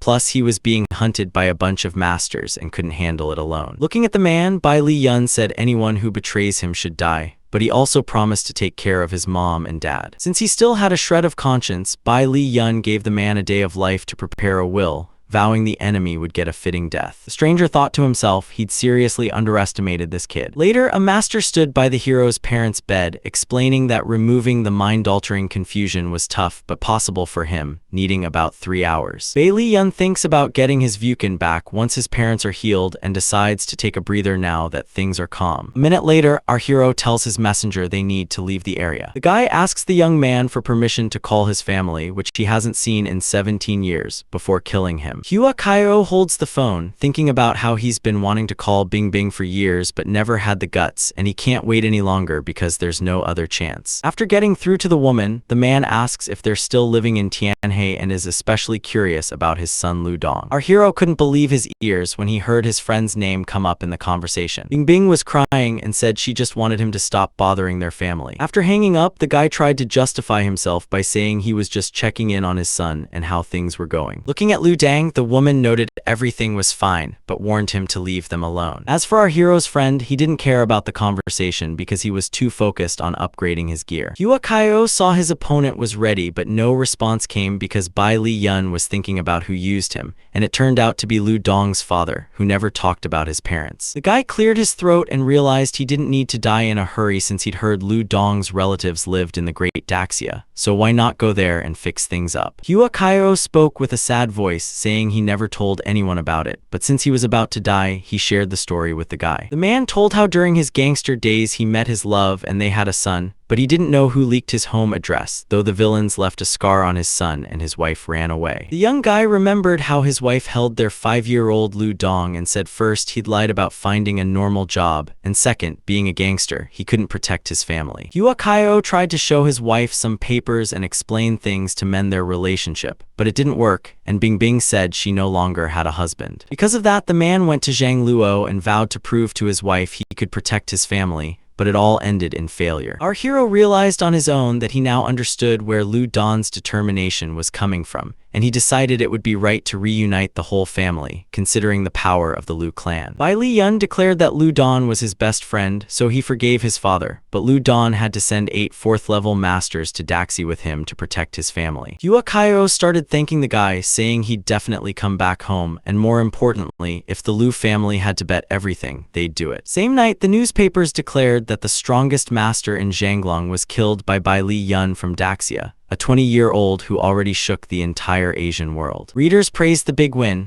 but they knew the other powers wouldn't just sit around after that. Some stranger told the girl that Bai Li Yun was seen at the Lu family mansion a few days ago, and now people think the criminal world of Zhanglong might belong to the Lu clan. The girl pointed out that the Lu family only took 18 years to match Dan Sa, and since the family boss is a simple guy, the stranger should be careful. Jin Luobo Fengbu was driving on the highway, thinking his people could take out our hero, since his HQ Hunmen is the #1 organization in the world. He called someone on the phone and said his name but didn't say anything else. Meanwhile, another guy was thinking about his brother Hai Long, remembering that it was Bai Li Yun who killed him, so their guild won't let him off easy. Sailing to Daxia, our hero told someone he'd be arriving at the Haitian port exactly at 12:00 2 days later, where he'd be met by people. At the same time, the guy was telling a doctor his parents were cured from poison, so they shouldn't work much or travel, including by plane. But he was only thinking about the fact that he'd arrive a little late and needed to gear up his parents for protection. The guy wanted to think more, but the next second his attention was drawn to the light coming from the nearby island. He ordered the boat to get as close as possible to find out what was really going on. Stepping onto the shore, Bai Li Yun pondered why a spiritual stone lay on the beach of the spiritual island. Looking closely at the corpse, the guy noticed the man was from Dun'an. He remembered him because he killed him himself, but didn't get why the waves had dragged him all the way here. To the guy's big surprise, the man had a spiritual stone, and it was a mystery until he ran, not thinking that demonic spirits could survive on Earth in this era. He figured that a stone like this would be super useful for Xiao Wu and planned to give it to her when they met up. But even though that was the case, our guy still didn't get why this guy had 5 spiritual energy stones inside his body. And to figure it out, he needed to visit Dunyin. Just a couple days later, the yacht showed up exactly on time at the Haitian port. General Zhu greeted the young guy and his family in person, saying he was super excited about the meeting. Bai Li Yun calmly admitted that he didn't die in Zhanglao and added that he needed company from Hai Shui of the Great Daxia. General noted in a calm tone that the guy didn't back down and went to Zhangluo, causing a big commotion there, so the whole bodyguard crew is now his. Bai Li Yun addressed Hue Xiao as Uncle Liu and said he needed to talk to the general alone,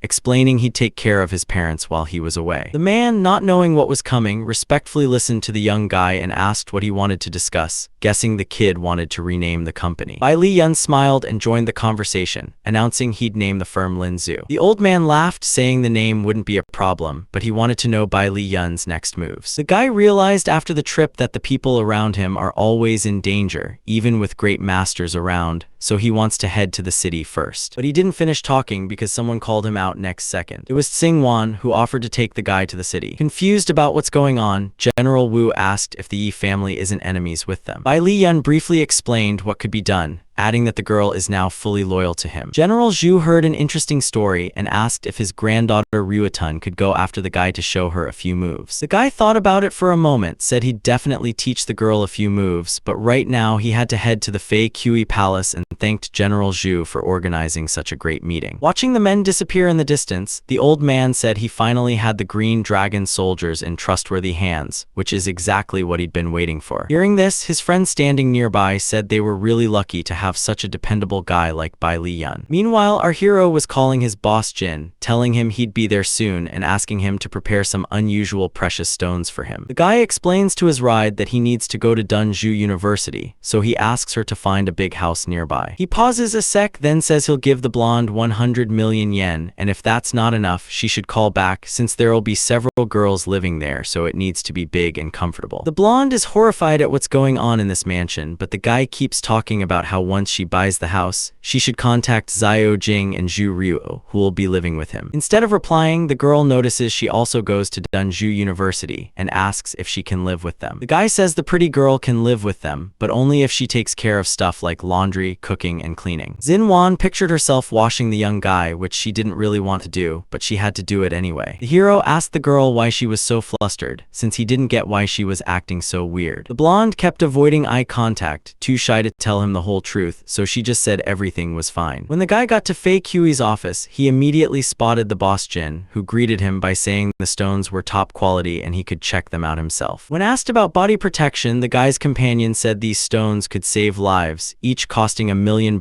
and for people like them, life was the most important thing. He picked up one of the stones and heard the guy say it's super hard to make a protective stone, so he'd need to bring in a bunch of experienced people to help out. He sighed and said he's wanted this for a long time, but the perfect chance never came around. Meanwhile, Bai Li Yun showed his companion the stone, asking if it wasn't a body armor stone, making the guy examine the gem. Boss Jin screamed in horror as the stone lost its color and glow, even though it was just a regular gem a few minutes ago. While serving tea, the guy asked if the other wanted to make a cool business deal with him. As the stuttering Jin tried to bring up the topic of protection, our hero walked away and tossed him a stone, saying it was a gift for the man. The owner of Fei Kui couldn't believe his luck and kept thanking the young man for ages, even though he was already gone, then spent a long time kissing his stone. Seeing his laughing assistant snap a photo of the guy, claiming he was in love with the stone, Jin shouted at her not to post such weird stuff on social media. The girl calmly told the master not to worry because the treasure exchange later that night would be top-notch, and Bai Li Yun wouldn't lose face. Suddenly, the beauty heard the voice of the guy who had just left, asking what was going on. The girl hesitated a bit before explaining it was her aunt's association, and the event would have a lot of treasures. In his head, the hero thought bad stones only protect once, but more stones mean fewer problems, so he asked out loud if there would be jade stones there. Miss Yu happily said the guy could go with her to the event, adding that the treasures there had international value and there would be masters who knew magic. The guy thought to himself he wasn't surprised to hear about these people, knowing they were good for him. But Miss Yu pointed out right then that the guy needed something to trade. Throwing one of the stones, the young guy asked if that would be enough to get the right people's attention.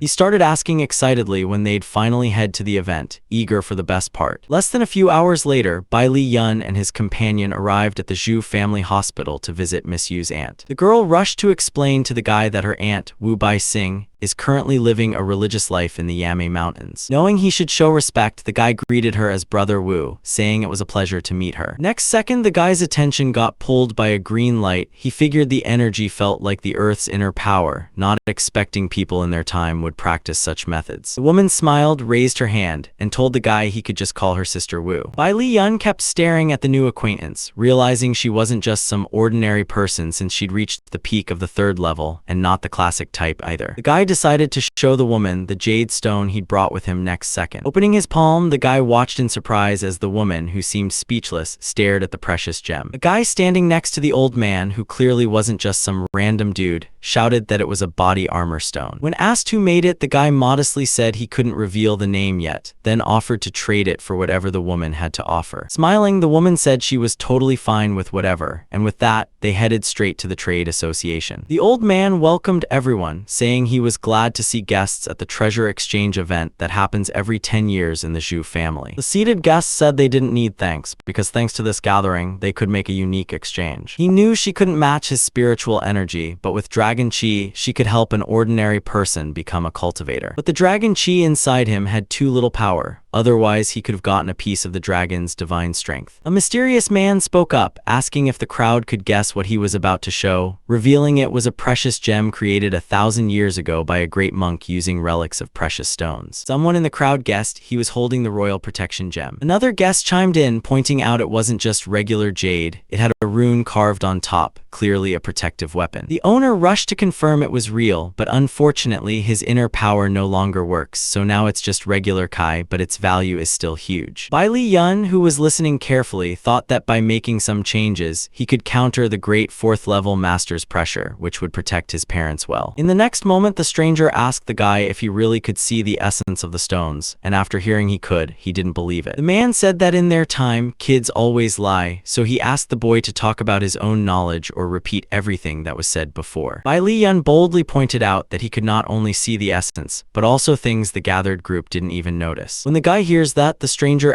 asks the young man if he wants to compete with him in eye power. Instead of answering, the guy just rudely tells this guy off. Jumping up from his seat, the stranger introduces himself as Tan Hong Kai, the great master of martial arts in Dunju, and adds that the guy probably doesn't even know what the Dharma teachings are. A minute later, an old man joins the conversation, noting that the youth is pretty bold and flashy, daring to provoke the elders, which is disrespectful. His conversation partner adds that it's unclear what the future of Great Daxi will be with a young guy like this around. Our hero said religion could be discussed anytime, but age didn't matter, and the old man said he was a kid, making our hero look like a little kid in his eyes. The event organizer screamed at Bai Li Yun, calling him a rude kid who didn't respect elders and demanding he leave right then. Miss Yu begged her grandfather not to get angry, explaining that the young guy was her good friend. But the man refused to listen to his granddaughter and ordered her to shut up and stop defending the guy. Everyone at the event started pushing our hero out, saying no one was happy to see him and he didn't belong there. Standing up from his seat, the guy proudly declared that if it came to that, he was leaving. But before he could get to the end, he heard a voice saying that if his vision was better, the man would hand over his treasure. That voice belonged to Tan Hongzhai, who paused and added that if not, Bai Li Yun would have to kneel and bow to him. The young guy had taken this challenge before, so he stopped, turned his head, and clearly showed his agreement. Looking ahead, the old man who had just been cursing noted that in front of him was the jade sword used by the Tan Jia order. Tan Hongzhai demanded the old man pull out the precious stone containing spiritual Kai points, saying they'd count how many points it had after. Zhu watched the guys and said he was curious if the blue ocean was enough to compare their power. He kept pointing out that even the great master found it hard to count the number of glowing points since they kept moving around. The bystanders, hearing about the blue ocean, stared at the old man in shock and gasped. Bai Lian thought at that moment that there were still many good things in the world, but they were all concentrated in the hands of a few people. Tan Hong Kai tells our hero he's about to kneel down, saying it's not so embarrassing now after looking at the stone. The guy rolls his eyes, calls his opponent a chatterbox, and says he'd rather start the test than keep talking. The man gets mad at his opponent, tells him to stop pushing because he's getting ready to start. Tan Hong Kai summons the Dragon's Eye technique, trying his best to count the points right. Watching this, a bunch of guests noticed Tan's disciple is definitely going to win. Everyone knew the Dragon Eye art was unlocked by the Tan order, one of the most insane techniques, but many thought it was lost, yet they had the chance to see it for themselves. The opponent grinned, telling our hero to open his eyes wider and take note of the highest magic, or else he'd regret it for the rest of his life. But the boy glared back, asking how many more times the man planned to count, considering he'd already finished. Zhu stared at the guy in disbelief, not understanding how this was possible. The guy calmly announced to everyone gathered that the stone contained exactly 10,000 points of Kai, no more and no less. Master Zhu spoke up, saying you can't insult Kan Ling if the guy loses, he's got to take it like a man. Our hero grinned, saying he's facing a master just one step away from great master status, so it's no surprise he doesn't see the obvious. Everyone in the room started shouting, some wanting the guy to break his leg, others saying his cultivation should be destroyed. After thinking it over, Zhu turned to Sun Yi and asked the master how many points he thought were in the stone. The man spoke seriously, saying he sees 9,999 visible points, but there's thick fog in the middle of the stone, so he's not sure if there's anything else hidden there. Bai Li Yun laughed off the claim, saying that even a great master could call themselves such without knowing such simple magic. Everyone in the room started calling the guy a bully who came here just to insult others. Standing up from his seat, Tan Hun threatened that if the young guy didn't regret his actions, he'd personally destroy his art for everyone present. Without saying another word, he launched a fiery stream straight at our hero. Bracing himself in a defensive stance, the guy asked his opponent if he really wanted to fight him. The guy figured instead of pushing away the fiery energy, he should pull it in, and that's exactly what he did. The bystanders didn't get what Bai Li Yun was doing, thinking he was just crazy and that the magic would blow up and kill him. Kan Ling chimed in, calling the guy not only eccentric but reckless, knowing he was bringing death down on himself. But in the next instant, our hero didn't just survive the opponent's magic, he started using it for himself, sending it back at the stunned rival. The rival just stared, not getting how some kid could so smoothly manipulate his own power. Tan Hun didn't get a chance to react before a huge fire stream knocked him back. Everyone noticed a thick cloud of dust and the victim sticking out legs in the next moment. He sat with wide eyes staring into the distance while the crowd assessed the situation. There wasn't much to discuss since the victim's condition was pretty bad, especially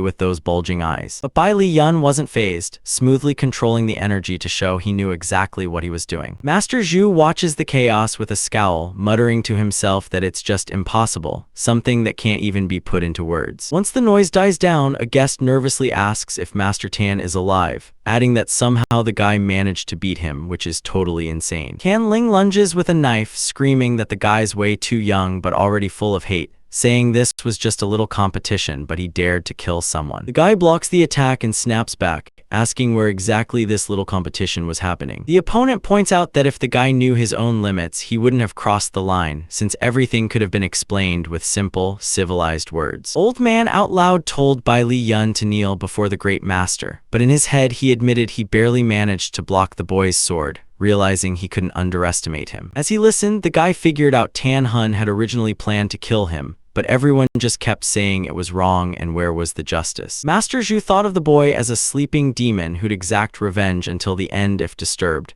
but he publicly said he'd willingly tell Tan's family about his death. Yuan, in hopeful voice, begged her aunt to calm the old man and help Bai Li Yun, but she said she couldn't because all the present Dunju nobles were too powerful. The guy thanked his friend calmly, but said they should focus on keeping Grandpa safe instead. He told the guy if he wanted to fight, they should head outside because he didn't want to pay for everyone's funerals. Standing outside, Bai Li Yun said everyone could attack him at the same time and go first so they wouldn't say he was threatening them later. The guests told the young man to act properly and not be so arrogant. Less than a minute later, a bald stranger declared he could handle this guy alone and told others to stay out of it. Knowing something irreversible could happen, Yun kept begging her aunt to intervene and save the situation, but the aunt refused again. Less than a minute later, a stranger summoned a fierce red lion to help him, hoping it'd easily take down the opponent. Controlling such powerful strength, the man ordered the lion to tear the kid apart for his master. Standing still as ever, Bai Li Yun thought to himself that he was practicing a specific part of fire techniques, so he needed different types of fire for training. Out loud, he declared that the fire they prepared for him had arrived just in time. As he stretched his hand forward, it turned out the boy was somehow communicating with the fire and trying to tame this wild power. The bald master watches in surprise as the young guy tries to put out that intense fire with his hand. The fire lion shrinks into a tiny ball that fits easily in the hero's palm. Still smiling, he thanks his opponent for the meal and says, "Enjoy your food." He swallows the ball whole, making everyone wonder what he's up to. Less than a minute later, smoke starts coming out of the guy's nose and ears from the fire processing. The guy opens his mouth, still got a little flame left, and shows off that it's no big deal. The bald master yells that he doesn't get how Bai Li Yun could just eat that powerful fireball. He wipes his mouth, says the taste is amazing, thanks everyone for the hospitality, and asks if anyone wants to show off their skills next. Kan Ling's shaky voice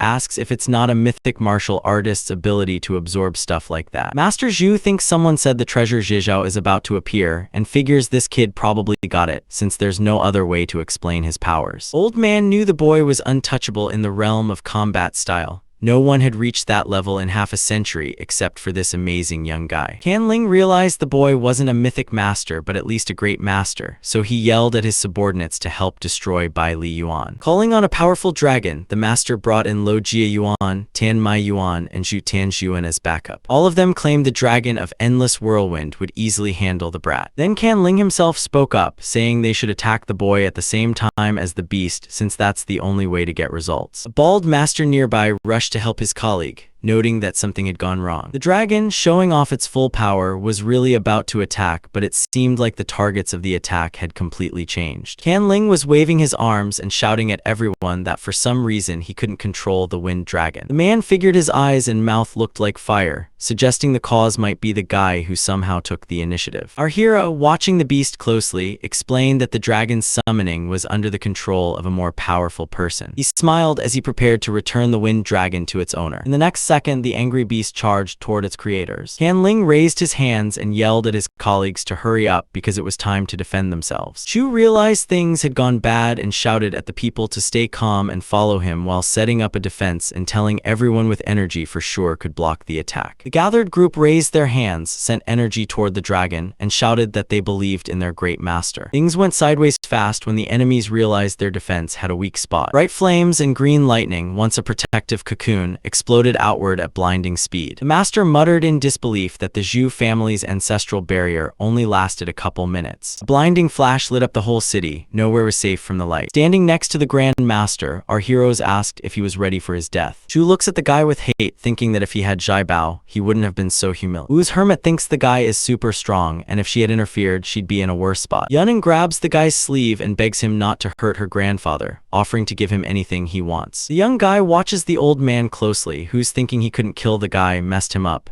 and if the guy isn't satisfied, the Zhu family is doomed. The old man starts apologizing out loud, saying their family swears to give up spiritual weapon energy and share news about Zhai Bao. Kid didn't know what Kai Bao was, so he asked the old man, who explained it's a dragon pearl from a legendary green dragon's sacred sword. Legend says the 4 great beasts rose up after the green dragon died, and the rest vanished without a trace. Kai Bao, with crazy powers, was buried with the green dragon, but no one knows where he's been resting. That changed when someone found strange tracks on Longdin Island a few days ago. Ro took a deep breath, figured it could be a trap, maybe a tiger or fox would show up, but he decided it was probably a set. Master Zhu pulls something out of his pocket and says he wouldn't believe empty words, then pauses briefly. The man holds something in his palm and says it's one of the traces of a green dragon. The boy stares at the scales in disbelief, thinking how incredible it is that dragons really exist in this world. while also wondering if finding the dragon's source first would make him a god. Bai Liyan asks in a strict tone where the fragment was found and if there's anything else that resembles dragons. Master Zhu clarifies they found 12 pieces total, and that for his family, only one remains. Everyone else's remains can be found in Longdingyuan on Longding Mountain, and he mentioned that Longding will host a dragon searching event on the 10th of next month, inviting experts from Dunju. The next minute, he pulled out a letter and handed it to the guy, telling him it was an invitation for him. Looking around, Bai Liyan noted he liked taking the old man's good intentions, but when it came to the people lying there, he shut up. Sure enough, the once neat courtyard with tiles and flowers now looked like a weird place where not a single stone was left. Suddenly, Wu the recluse spoke up to the young man, telling him not to worry because she'd take care of everything. Approaching Can Ling, the woman barely whispered someone's name, but it wasn't clear who exactly she was talking about. Then the aunt decided to help the bald master, telling him to shut up and hold his ground because, after all, he's a man. Holding a piece of jade, some guy asked the hermitess Wu to give the pendant to the young man,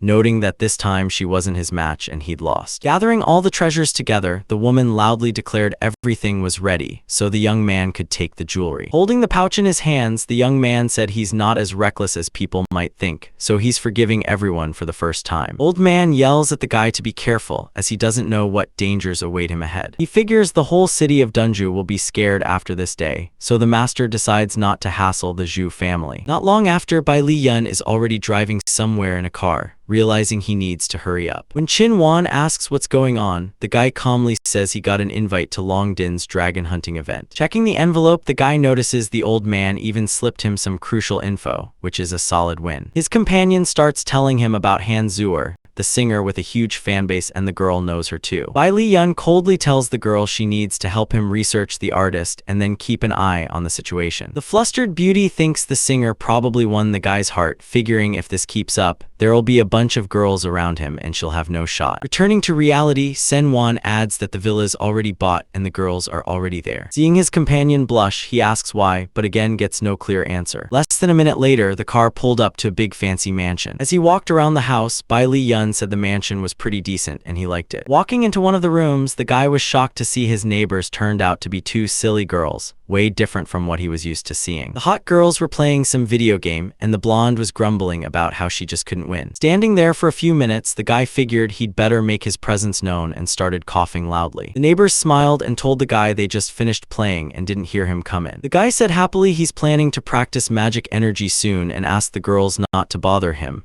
adding they could do whatever they wanted. Holding the talismans, our hero noted to himself that creating magical amulets is finally done. Xin Wan walked in and asked Bai Li Yuan if the pink light that just appeared in the sky could be a sign he finished his work. Looking down, the guy said 5 beautiful artifacts and an excellent jade sword are done, and asked what happened during those days. Girl admits she came all the way just because she started investigating Han Zuer and couldn't resist checking it out in person. Guy says it's perfect news because he wants to see the star who carries the blood of the green dragon in person. Less than a minute later, Xin Wan politely introduced her friend to the singer Bai Liyan. Girl says it's a pleasure to meet, while introducing her assistant Dai Hong at the same time. Beauty bows and asks if it's true that the guy recently met with the great masters of the Zhu family and got an invitation from the Dragon Hunters Club. The guy notices the girls too eager to spill everything and now they're showing up in person, not knowing what they really want. Her assistant bows and asks the guy to help protect Han Zuer. The singer nearby flinches and also begs Bai Li Yun to protect her. Our guy slaps his hands in his pockets and asks why he should help some random stranger. Dai Hong pulls out a paper from her pocket, hands it over, and says it's a map to Long Din's treasure island and wants the guy to take it. Our hero figured out that Zhu Tianjun didn't mention it, but the map has spiritual points, so it's not a simple thing, and he asked out loud where she got the map from. Crying, the beauty explained she's the daughter of Long Dinquan's ancestor, Han Zhuani, the master of Han Xia, her mother's brother who teamed up with outsiders to harm his own sister. Looking at the guy, the girl added that her mom risked her life to decode this map, but they don't know how her brother found out about it. Pausing a moment, she said her uncle is chasing her to kill her. He organized a dragon hunting squad and forced her to obey, and she can't say no to this mean guy. The assistant chimed in that Long Dinquan's power is huge, and no one helps them willingly.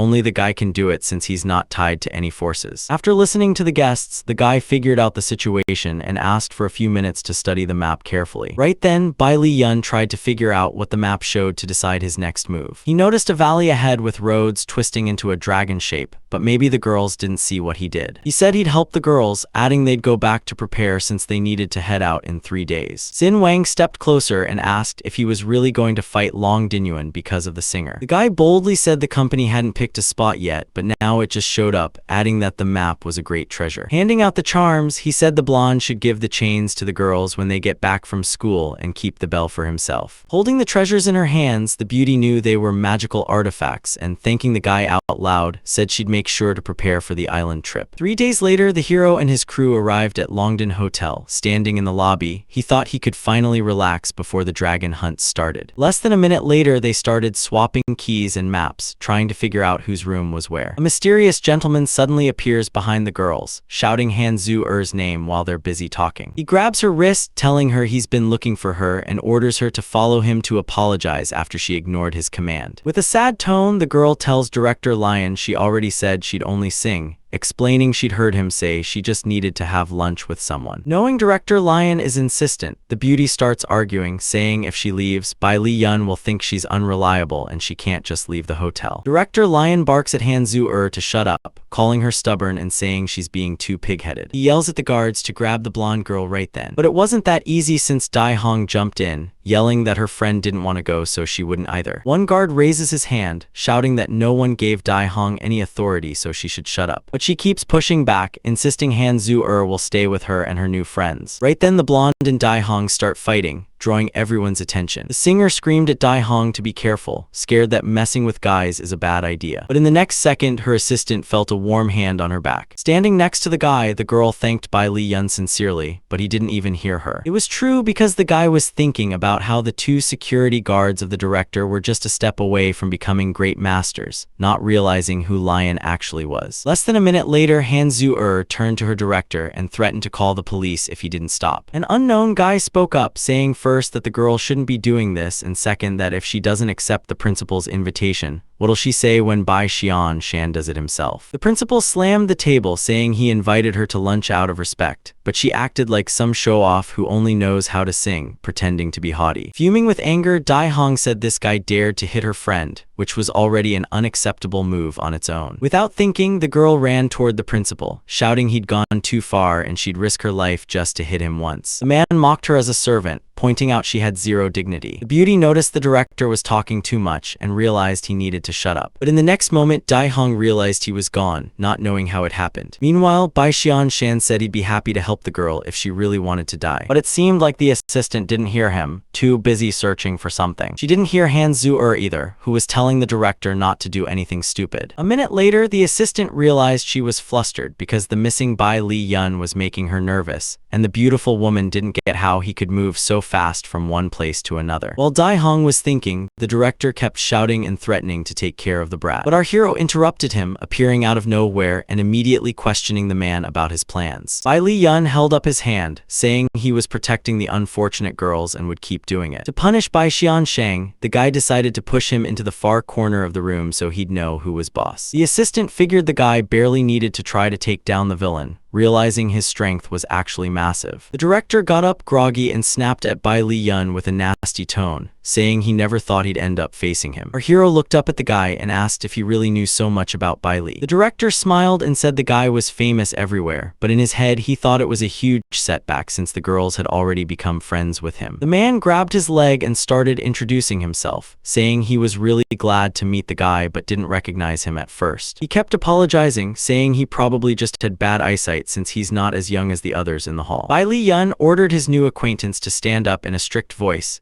saying he needed someone who knows the Longdin Island well. Bai Xian Shan shifted the conversation by inviting the guy to eat at the restaurant first before continuing the talk. In the next moment, he told his servant to bring food and drinks for both him and the guy, not forgetting to feed the girls too. The man, eyes down, genuinely felt relieved that the director was scared of the guy, letting him off the hook. He told the singer and her assistant to follow him, saying they could explore the lobby's view after dinner. Han Zuer was happy about the change, knowing her director would have to bow to Bai Li Yun, whose power is just insane. Still standing in the hall, the girls decided Bai Li needed to handle some important business, so they figured they could focus on their own stuff. Bai Xian mentioned to our hero that art competitions would happen soon, and many would join if the guy wanted to. He could check it out and meet others. The guy said that was a great idea out loud, but in his head he realized he needed to secure strong allies, since he came to the island for the right to rule and the hidden dragon vein under the ground. The guy wasn't convinced by those words. In fact, he said a kid who still has milk on his lips doesn't deserve the title of Great Master. Bai Li Yun smiled and said a young guy with higher cultivation level than him doesn't brag. He just moves forward, unlike old guys. Duan Yushan jumped up immediately and said some cursed kid shouldn't talk back, and if he's brave enough, he should fight. The guy knew another fight was coming, but he wasn't scared. He just wanted people to stop looking at age and see something bigger. The kid, simple as he was, said if the master wants to go to hell, he'd just book him a ticket right now. The master realized he didn't want to fight. He just wanted to shame the brat with words, knowing he'd never be the winner. Before the guy could say a word, the director's aide stormed in, accusing Miss Han and her friends of shamelessly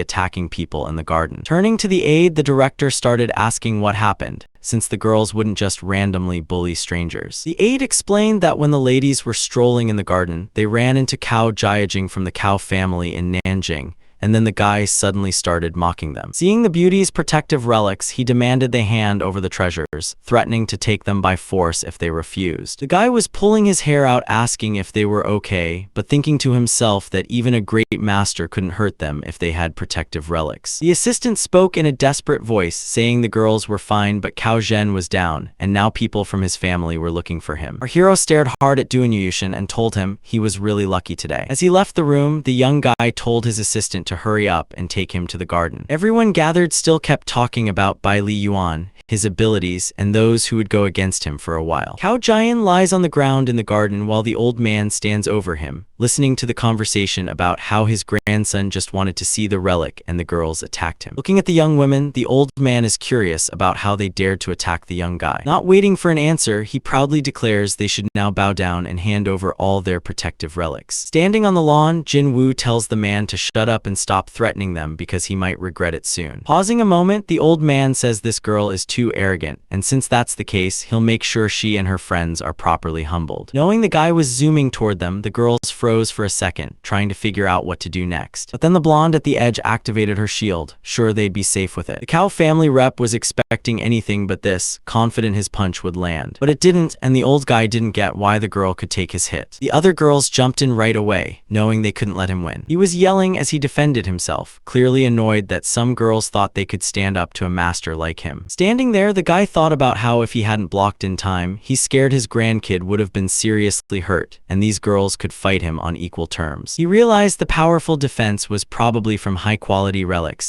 and maybe the girls are students of the great secret world. Turning toward the man and seeing questions in his eyes, the beauties said they're students of the Yu Zio Palace. A representative from the Cao family said he'd remember them all, but first he'd punish them and then find their teacher to talk to. Old man charges forward, summoning the demonic cutting blade from the Cao family, hoping it'll help him take down the girls. Zio Wu realizes things are getting dangerous and begs Miss Yi to lend her some kai for protection. The opponent notices the pause, yells that their toys suddenly stopped working, and laments losing their teacher because he's losing 3 of his students. But then everyone spots a familiar figure stepping in between the beauties and their enemy. It's our hero who proudly declares that sympathy isn't the issue. The Cao family will lose their master. Meanwhile, old Cao tried to figure out the kid's name by asking him directly. The kid grinned and said someone about to die doesn't need to know their name. One of the soldiers got mad, thinking the kid was being arrogant and playing the part of a master. A mysterious man in heavy armor grabbed his sword and declared the kid was being too bold and needed to pay for his words. Swinging his blade, the guy explained this was the final strike of the Cao family, and the swing would destroy both soul and body. Stranger yells at the hero to fall face down and die. The old man, realizing the young guy's being forced into a trap, laughs, pointing out the kid's being way too confident. Before he could finish his sentence, a fiery beam shot toward him next. Turning around, the old man stares in horror at the guy, not getting how he ended up on the other side. Witnesses saw Bai Li Yun easily blocking every attack and landing his own. He's crashing to the ground gasping, watching his son and grandson run toward him,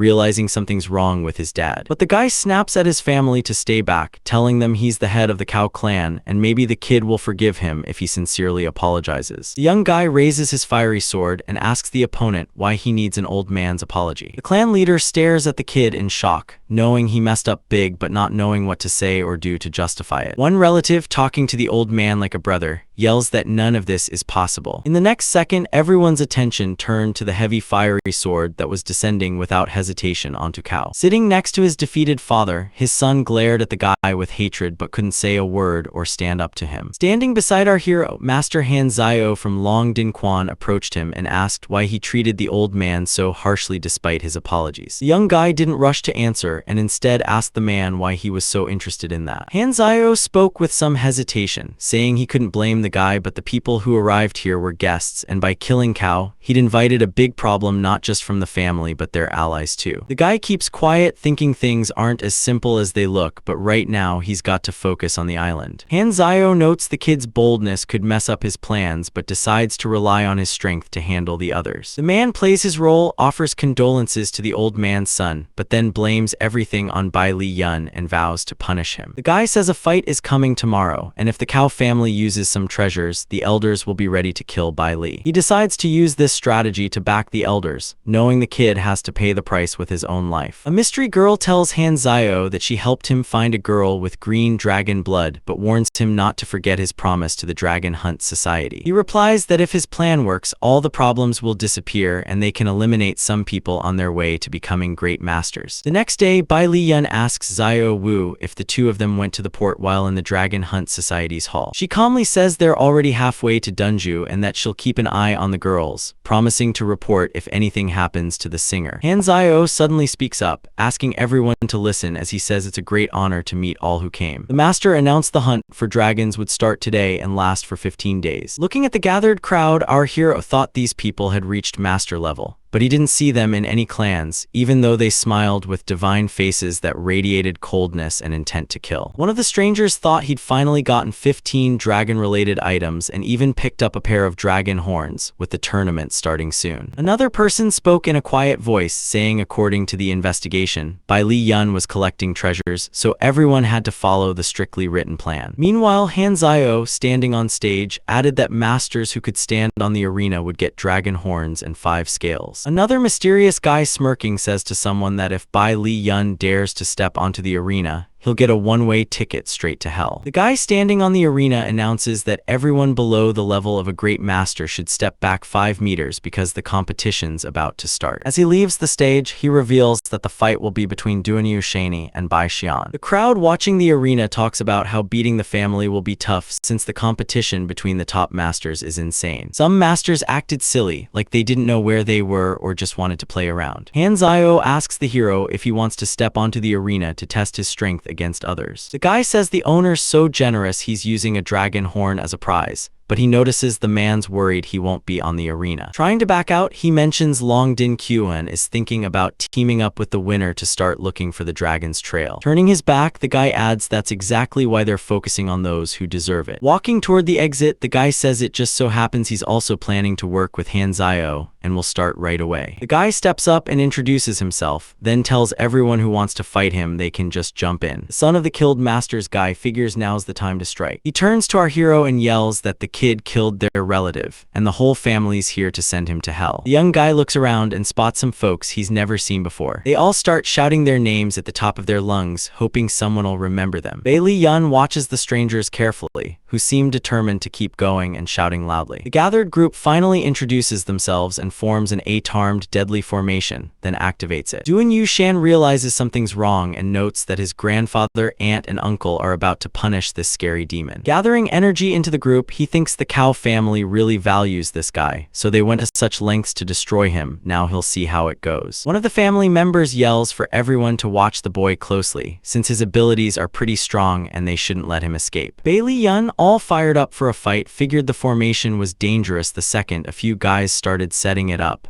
but then realized he couldn't budge an inch, his legs like frozen solid. One of the elders finishing up the formation shouted that it was finally time for the formation to start working. Less than a minute later, where the kid had stood moments before, there was now a blazing fireball in the center of the arena. The crowd couldn't tell what happened. They didn't know if the guy was dead or just playing around to drag out the show. Looking at the exhausted kid, one of the younger guys figured out that Bae Lee Yun was super strong, so he didn't die right away, which meant he wanted to personally kill our hero. The guy raises his blade and tells the kid that if he wants to blame someone, he should blame himself for touching the cow family. Before he can finish speaking, he notices the opponent's hand slowly lifting up. Grabbing the enemy's wrist, the guy says that phrase basically signed the relative of the deceased's death warrant. The elder realizes everything's gone off the rails and flipped completely, not knowing what to expect next. Then comes the moment when the hero delivers a single strike that finishes his opponent for good. The elder was shouting, not knowing how everything had turned out so absurdly, but he couldn't do anything about it. Bae Lee Yun lit up powerful flames, making sure Chief Cow didn't get too worked up because he'd be going after the guy himself soon. While the elder called our hero a monster and watched everything that happened, the people standing around started to realize they needed to act. One of the men, talking to his relative, said they needed to run and save themselves right away while they still could. But before he could finish speaking, he felt a scorching flame burning through him, cutting him right in half. The elder tried to do something but couldn't move because he was caught in a fiery stream. Bae Lee Yun, right in the middle of everything, realized these guys weren't his rivals anymore. So he pulled out of the stream and went straight to the only surviving family member standing right in front of him. With a flaming sword in hand and a fierce look on his face, the hero figured it was his turn now. But the guy didn't get a chance to act because Doonyu Shani got in the way, crying and begging the young man not to scold his brother, who had been tricked by the family. The guy promises they'll hand over everything precious first and do whatever young Bae Lee Yuan wants next. The old man kneels, grits his teeth, and apologizes again, repeating what his relative already said, adding they can give the young guy gold from the ancestor's tomb as compensation. Seeing all this, the young guy thinks he's in a circus but says he won't kill them, telling the old man to hurry and bring all his treasure. Before they even finish talking, Han Zio shows up, happy to report he killed the organizer and wants to sincerely congratulate them. The young guy smirks, saying maybe Longding Xuan's leader is doing a bad job, so everyone should be careful because this place might get a new leader. As he walked away, he said that if the guy had so much free time, he should focus on this place instead, hinting they'd meet again soon. Looking off into the distance, Han Zio thought to himself that the guy believed he was safe, though he was just a naive young man. This kid thinks the island will welcome him with open arms, but he's about to find out it's actually waiting for his death. Back from his mission, our hero met worried Zio Wu, who told her the cow family used a formation to try to kill him. The power was strong. He got hurt but managed to beat the enemies. Then he said he was heading to his room to heal up and she had to make sure no one disturbed him. If anyone looked for him, she had to report it, but no one should know he was injured. The blonde girl declared with a voice full of despair that the master shouldn't worry because she'd be watching everything closely and would step in to protect him if needed. She quickly added that Han Zu and Dai Hong had recently headed toward the base of Longdin Quang Mountain. The girl noted that she'd lost sight of them at some point but found them packing their bags in the room, clearly getting ready to run away. Approaching the door and opening it, Zio Wu nervously announced that she'd been so excited, she'd immediately tied up and thrown these two into the guy's room. Walking inside, the guy noticed two beauties tied up right in the middle of his bedroom. He asked in a sour mood where the girl learned those cool tying moves. She happily said she watches movies her brother collects, even though she doesn't get what's going on, but they always tie people up nicely. Before the minute was up, the girls were already sitting on the bed, thanking the guy for stepping in and sorting things out. But the guy didn't rush to let them go and asked what their goal was in Long Dianxuan. Looking closely at her friend, the assistant said she was going to die soon and started explaining that the guy didn't trust them from the start,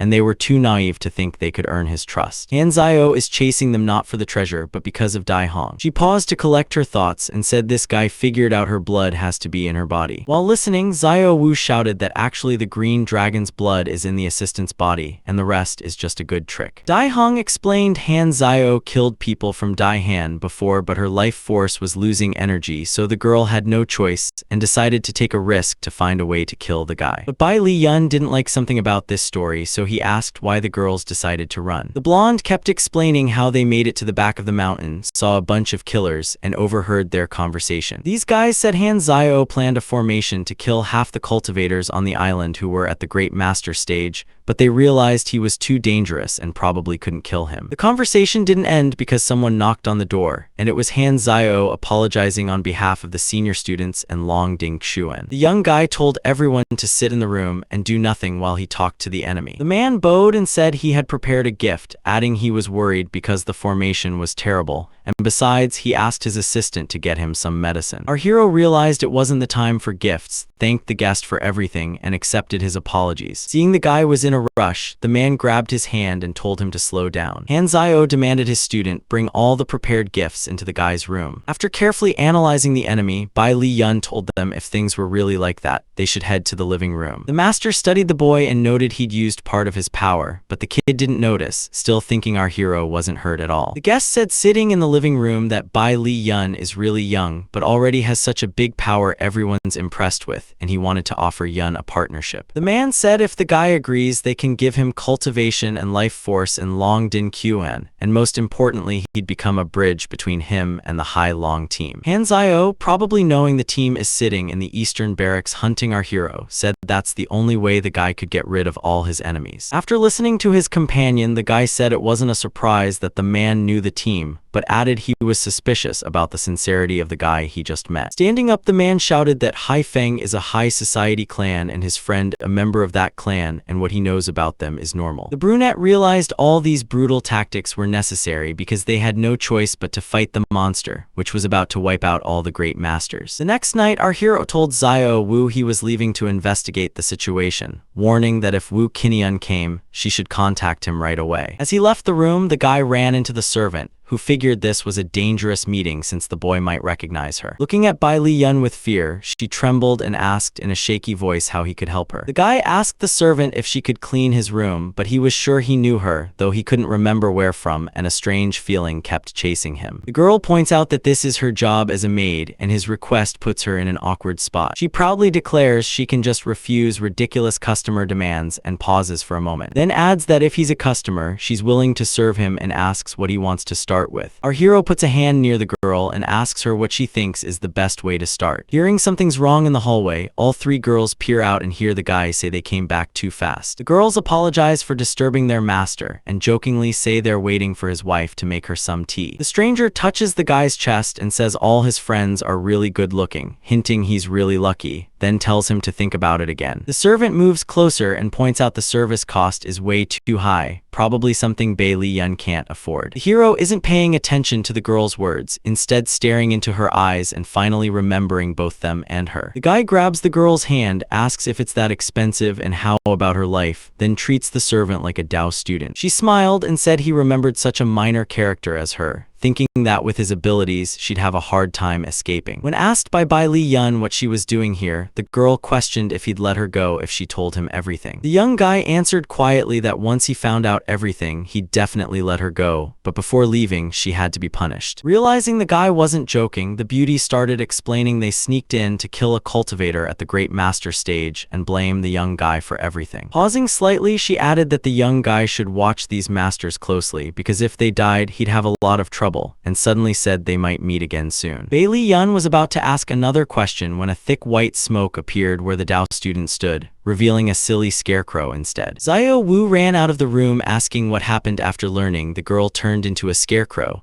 adding that she wouldn't run far since he'd marked her body. The guy spoke thoughtfully, saying they couldn't focus on this pretty girl right now because they had a more important mission. After hearing the guy's story, the girl said someone named Xin Yun had called, the green dragon was already there, and they were all in the lobby. Rushing into the lobby and noticing the chaos, the guy asked the Wu secretary what was going on. The girl, voice trembling with sadness, announced that the killers sent from the Eastern Bloc had come to fight the servants, but when they were uncovered, they committed suicide. Looking at the people on the couch, the guy asked why they were in such a bad shape. Her helper, still speaking in that sad tone, mentioned they might have been poisoned, called medics, but they couldn't figure out what kind of poison it was. Calming his secretary, the guy said there'd be no problems because he could handle everything on his own. Approaching the injured, Bai Li Yun heard them thanking him for the generous tonic he'd given them. The guys hesitated, then kept going, realizing they'd been given the wrong tonic by the master and their older brother got a little flustered. Bai Li Yun said in a confused tone that there were originally 8 great masters, but 3 from the Cao family had been excluded, leaving them confused about where the other two were. The elders explained they'd drunk a poisonous drink and were too weak to move, stuck in their rooms, but would be joining everyone soon. The guy addressed Miss Wu, handing her a secret code to check out carefully, saying it was up to her to decide what to do with it. Our hero figured he hoped things weren't as bad as he was thinking. A while later, Dao's assistant reported to her master that she'd been delayed because Bai Li Yun had figured out their plan. Looking closely at his conversation partner, the man realized he'd expected this move, so he'd already prepared a backup plan. Approaching the big car with a strange device on top, Han Zio said they needed to surround the hotel and gather everyone together. The students started screaming and saying the guy was crazy because using that weapon would have unpredictable consequences. Passing by his student, the master declared that if Bai Li Yun survived, it would mean his own life was over. But don't worry, he's not letting the kid destroy his achievements, so the great masters need to distract Bai Li and then the three snipers will find a way to take him out. But Dao wasn't backing down and asked what about the others, since their power is meant to destroy the great cultivators,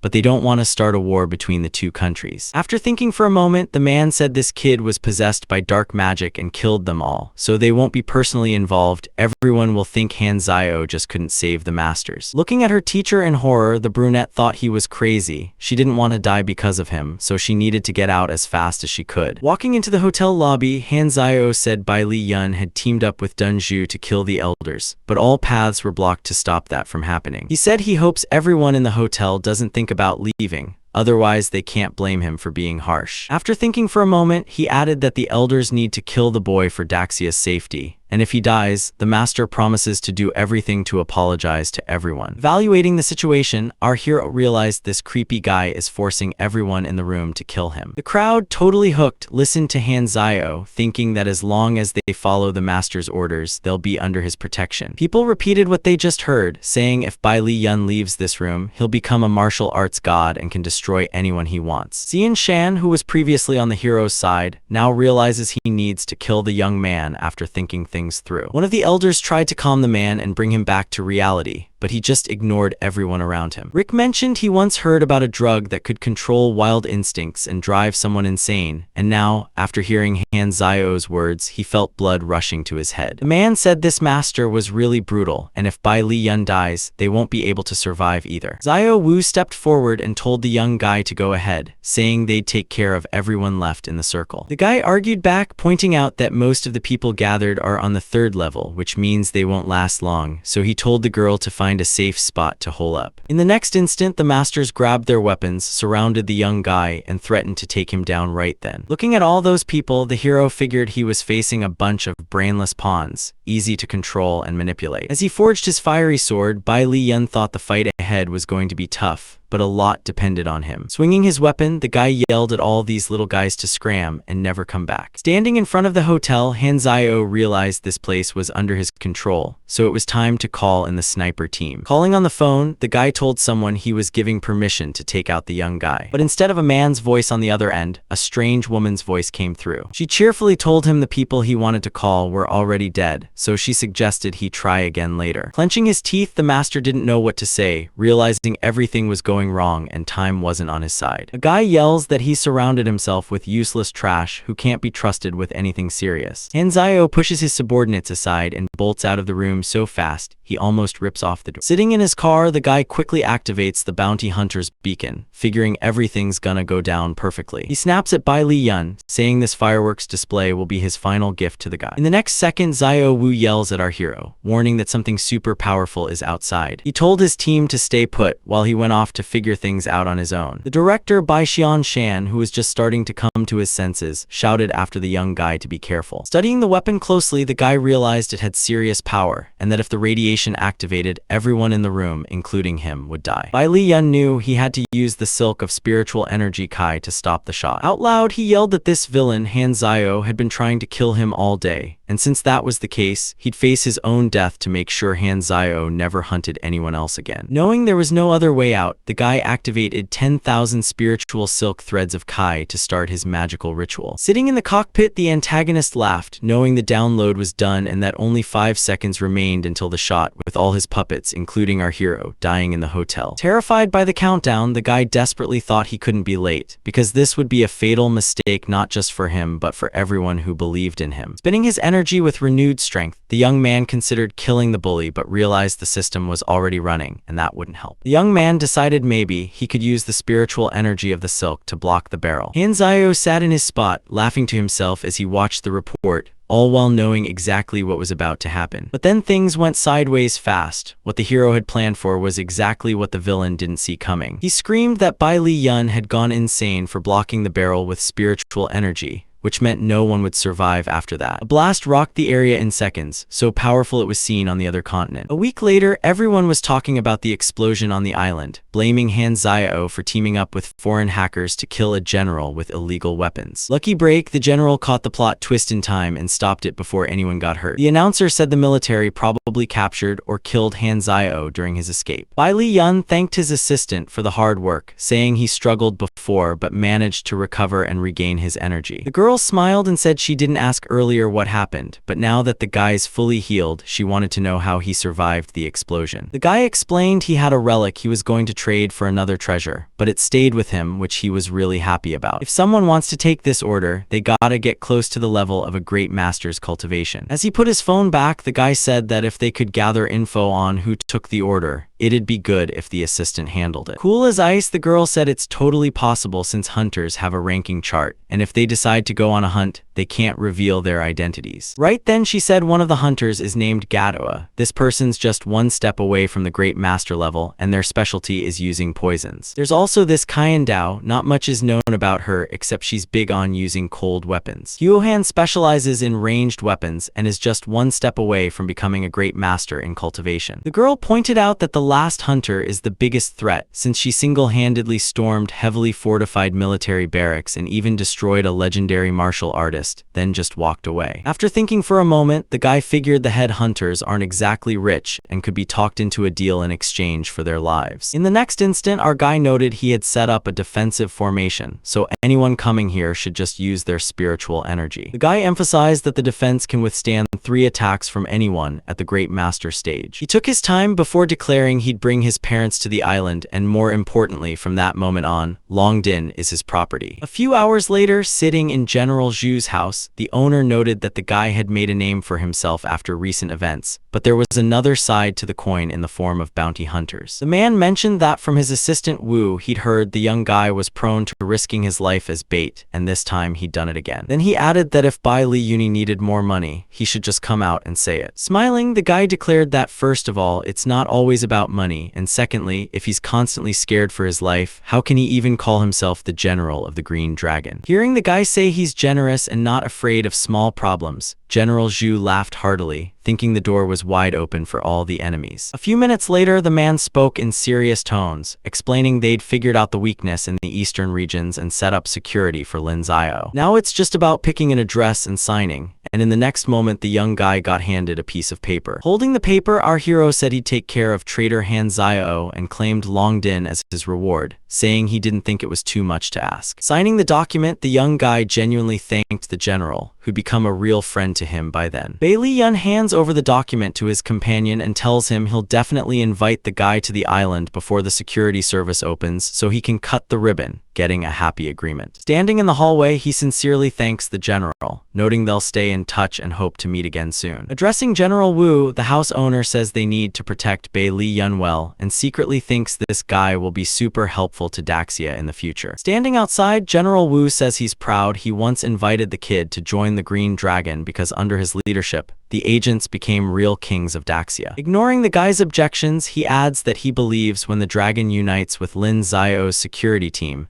they'll become the most powerful force in the world. Suddenly, Bai Li noticed a flash behind the man and shouted at his mentor to be careful. Within minutes, a thick column of dust appeared on the ground where the men had stood. Holding a grenade launcher, the stranger said anyone hit by her shot would be crippled even if they survived. making it easy to kill them. Pulling the man aside, the boy told him to hold on while saying he failed to protect Bai Li Yun and was therefore useless. But happy the guy was okay, the man noted he could die without regrets. Our hero yells at General Wu not to talk nonsense because he doesn't want to lose his good friend. The stranger screams in confusion, not understanding how things could have gone so wrong. The headhunter is stunned that the guy standing next to Bai Li Yun got seriously hurt while the real guy had not even a scratch. Looking closely at the roof, our hero figures out what happened and who's behind it all. Standing up from his spot, he warns that whoever dared hurt his friend is going to die. He tells Hoyan she stabbed his friend and that the girl can say her final words before dying. She smiles and says the guy's moving fast, but it's just luck, so he shouldn't get too full of himself. Twirling around, she clearly wants to show she's not as simple as he thinks. Calling him a jerk, the hunter tells him to catch her if he can, or just back off if he can't. In her head, she thinks the guy's hot-tempered and doesn't care about the consequences, and she really wants him to follow her into the traps she set. He's trying to figure out why she's leaving if she didn't kill him and why she's challenging him, knowing she probably wants to provoke him. Bai Li Yun decides to play along with the opponent just to see what she'll do next. Meanwhile, the other two bounty hunters are thinking that Hoyan always acts alone, so they plan to wait until they're all exhausted and then catch the guy. The hunters remember a saying about how a praying mantis catches a cicada, and the robber hides behind it, deciding to follow that strategy. Approaching a building, Bai Li Yun spots a parked bike nearby and figures the girl is hiding in the workshop. The guy walks in and tells Hoyan she's got nowhere to run. The hunter smirks and says the guy seriously underestimated her, slowing down on purpose because she didn't think he could catch up with the cutie. Standing up top, the villainess explains that once the guy went inside, she'd be the one calling the shots on his next moves. Hoyan says all she has to do is hit the button and the guy's done for. Pointing at some containers, the hunter says even though the guy's a wizard, he won't be able to escape that easy. Bai Li Yun asks her calmly what her real plan is, figuring she'll die with him anyway. The girl scowls at her companion, saying it won't happen because she's got a magic barrier around herself and the guy can't do a thing. Our hero laughs even harder, explaining he'll handle this low-level formation easily compared to the 8-pole massacre. Before the guy can finish his last words, he's already standing next to the hunter who's staring down, confused about where her prey went. The girl's eyes wide, staring at Bai Li Yun, can't believe she messed up so easily. To show off his magical powers, which the hunter doesn't really care about, the guy sent a stream of energy her way. Struggling to get up off the floor, she screamed that the guy had hurt her soul. Plus, she was really upset that the guy somehow made her perfect face disappear out of nowhere. Bai Yun looked at his opponent and said he thought she was a weird, ugly old hag hiding behind a pretty girl, that she killed his comrade, and she was gonna pay for that. Hearing Hyeon apologize, the guy said it was too late to ask for mercy and launched a powerful fire stream at his opponent. Out of nowhere, two strangers show up at the warehouse talking about how stupid it was that Hoyan died and that you can't trust women. Turns out they're the two remaining hunters, and they're out loud saying it's their turn to take down the guy now. First up is Kyan Dao, who proudly declares herself the real king of killers. Then Gatwa chimes in, saying men fear them, women love them, and kids cry when they see them, while the hunter asks how Bai Li Yun feels about them. The guy stays calm and honestly tells them he sees them as a couple of clowns. Before long, the hunters were all taken down, and the pretty woman apologized, saying she'd made a mistake. Gadaki, lying on the floor, said they'd spill everything to save their lives, quickly adding that they'd been hired by the Hei Long organization, not just some individual. He thought to himself that he was running into these people again, realizing he'd have to fight them eventually. Out loud, he demanded the hunters pay him $2 billion and split up for good, never talking to each other again. Since they weren't rich and knew this was better than following Hoyan, they transferred the money to the guy's account within a few minutes. The guy said he wouldn't mess with them, but the big Daxia squad surrounded the place and only General Zhu could decide what to do next. The villains were watching Bai Li Yun closely, thinking it was a terrible trick, but none of them dared to argue out loud. The next day, sitting in General Wu's tent, the guy announced he'd gotten revenge for him and hoped the general would recover soon. General Zhu told the guy not to worry because, first off, their friend was definitely going to feel better, and second, the doctor said full recovery would take about half a year. Then, in a more somber tone, he said Hei Long agreed to compensate for all the losses on Long Din Island, but asked the guy to become a peacekeeper and go there himself. The guy said they invited Bai Li Yuna to ease tensions between both sides, but everyone knows certain risks are still there. The guy replied that if he didn't show up, their great Daxia's reputation would suffer, so he had no choice, but he said he was well prepared anyway. The general didn't want the guy to go on this trip, but he knew there was no other choice. The young guy smiled and mentioned his family still had one more debt to settle. Before even a few days passed, the guy was already flying to meet the hostile family, not knowing what to expect. Our hero gets picked up by his ex-student Han Zio, who politely insists the hotel's ready and offers to take him there. Bai Li Yun tells the girl without a hint of embarrassment that the headhunters failed to kill him, and she's probably disappointed by that. The brunette speaks politely and out loud that she doesn't get what's going on, but in her head, she thinks the hunters are total amateurs. Turning away from the girl, the guy tells her she shouldn't fake it anymore since he knows everything, but still thanks her for the extra cash he got. Keeping up the act, he says with a sad voice that he's sorry because now there's no one to fight with. He turns to his assistant and notices someone's talking bad about him, which really bugs the guy. Still staring at the brunette, the guy overhears her admit she said too much about the treasure and that the youth will be rid of once their leader gets what they want. Knowing Bai Li Yun isn't joking, the girl starts justifying herself by saying their leader actually owns the cultivator's relic. After thinking it over, the guy asks why this thing exists in the modern era since it's packed with powerful spiritual energy and can make a master basically immortal. Hearing the brunette mention the relics in a museum, the guy orders her to take him there during the day or else she knows what's coming. The beauty declared she'd handle everything, but secretly thought the leader was right about Bai Li Yun being interested in such things, so she needed to lure him into the museum. When the sun was high in the sky, our heroes arrived at the museum their new acquaintance had led them to. Looking at the display case, the brunette said she brought the guy here but had to leave because she had too much to do. Before she could finish,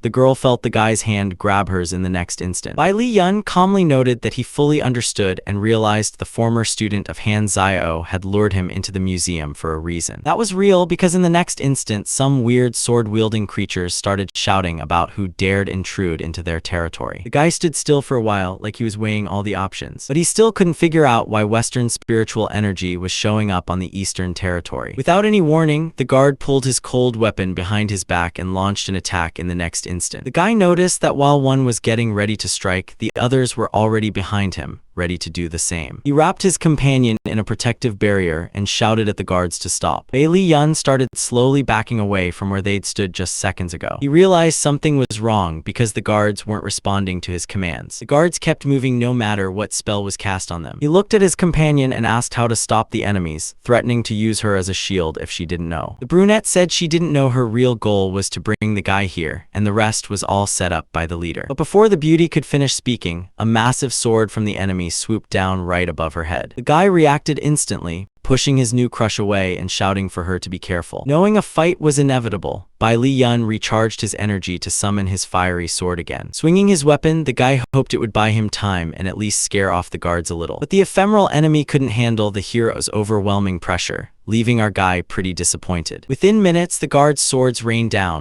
leaving nothing but a bunch of broken blades on the ground. Realizing the situation, the guy out loud said that normally you can't banish a spirit with regular methods, then said he'd deal with it later and needed the cultivator's relic right now. Holding some weird object, the young guy figured it had 10,000 units of silk-like spiritual energy, so he decided to grab the relic. But then something made our hero alert. Before he even turned around, he felt armed men standing behind him. These guys were actually standing there with their guns aimed right at Bai Li Yun. The brunette nearby told them not to shoot yet because she was still right there with the guy. After a beat, the girl pointed out that Bai Li Yun had snuck into the museum to steal the relic, and the evidence was pretty clear. Shifting her gaze to the shadow, she said that since she couldn't stop the guy, he killed her, which was a real shame, but now they had to punish him for that crime. But then someone's voice yelled an order to execute these guys right there. The guy approaches the brunette with calm voice and tells her he thinks she's no longer needed by his organization. The girl stares into space, surprised, and says the reason is because of him and only him. Less than a minute later, someone yells for them to finally start shooting. The pole where our hero was standing just moments ago is now completely riddled with bullet holes. The shadow that wasn't going to disappear asks our hero if he really thinks he can escape. Bai Li Yun hid in the corner and told his companion to thank him,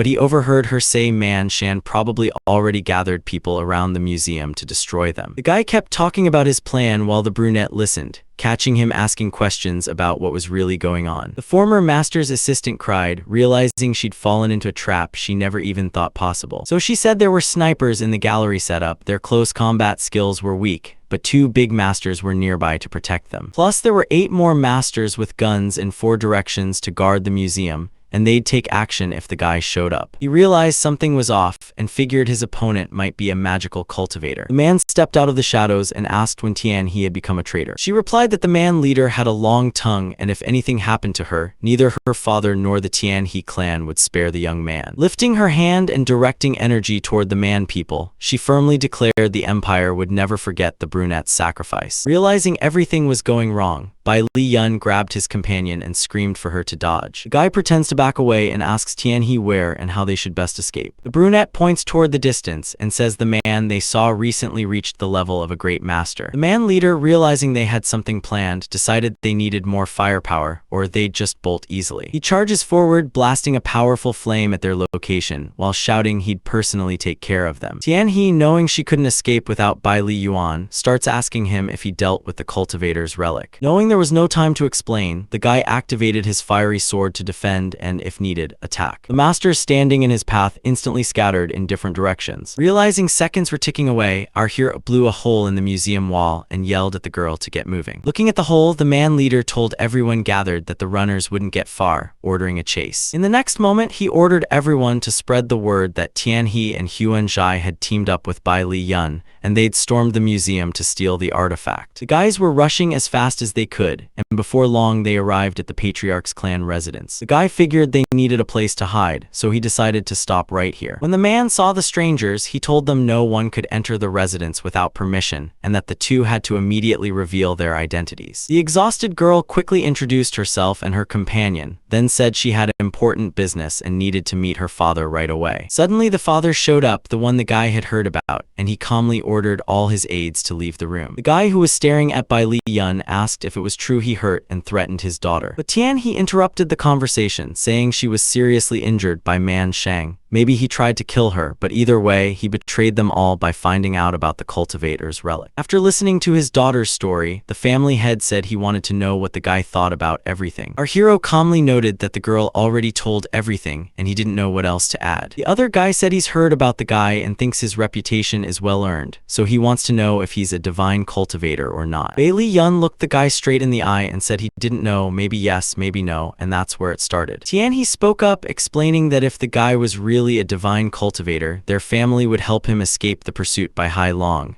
But if not, they'd just say goodbye and offer no more help. Realizing both families had some idea about divine cultivators, the guy decided to come clean and out loud said what they were all waiting for. The family head looked at the young man with some hesitation, like he didn't expect to hear such a bold statement. But in the next minute he was already bowing and saying that Huan Zhai, if he could, wanted to be the guy's student. And if the guy taught him techniques, he'd share a lot of interesting stuff and give 3 crystals. The guy pulled out a crystal from his pocket and asked if that was the one, and the answer was yes. Huan Zhai explained that these stones used to be clan talismans but were lost centuries ago and now guarded by a 30-meter giant snake that normal masters can't even hope to beat. Out loud, the hero said he wanted to see everything, but in his head he was thinking that if the crystals are real, he can't just leave them lying around. Huan Zhai walked up to the cliff and said all 3 crystals were right here. But there's a catch, the giant snake's also here, and the place is so deep you can't even see the bottom, so the kid has to be super careful. He told the guy to take his time, think it through, and come back, while Bai Li Yun realized that a 100-year-old snake wasn't scary, but a 1,000-year-old one was already a monster, and in 10,000 years it could turn into a dragon. Huan Zhai was thinking about what his teacher once said, that a martial artist had a hard time killing the giant snake, but he hoped the young guy would get interested in the crystals. As he leaped off the cliff, our hero shouted that he'd start the search right away because there was no point in delaying such an important mission. The man standing on the cliff edge silently hoped that Bai Li Yun and the snake would die together. Tianhe, walking around the house, wondered why her dad was talking so long with the guy by the river. She's wondering if she can still end up marrying the guy despite everything that's happened so far. A minute later, her dad's voice came from his office, and Huanzi reported that the guy had entered the lake and was apparently fighting the monster. He said it'd be great once they waited for the snake and Bai Li Yun to kill each other off. then they could grab the treasure without a hitch. But in the next instant, the man walked out of his office realizing his daughter had heard everything, and it definitely didn't sit well with her. Wanzi refused to listen to what the girl was saying, pointing out that the guy had killed a bunch of experts. The kid was a pain, but if they didn't take him out, he'd be hanging around them for good. Tianhe tried to convince her dad he was right,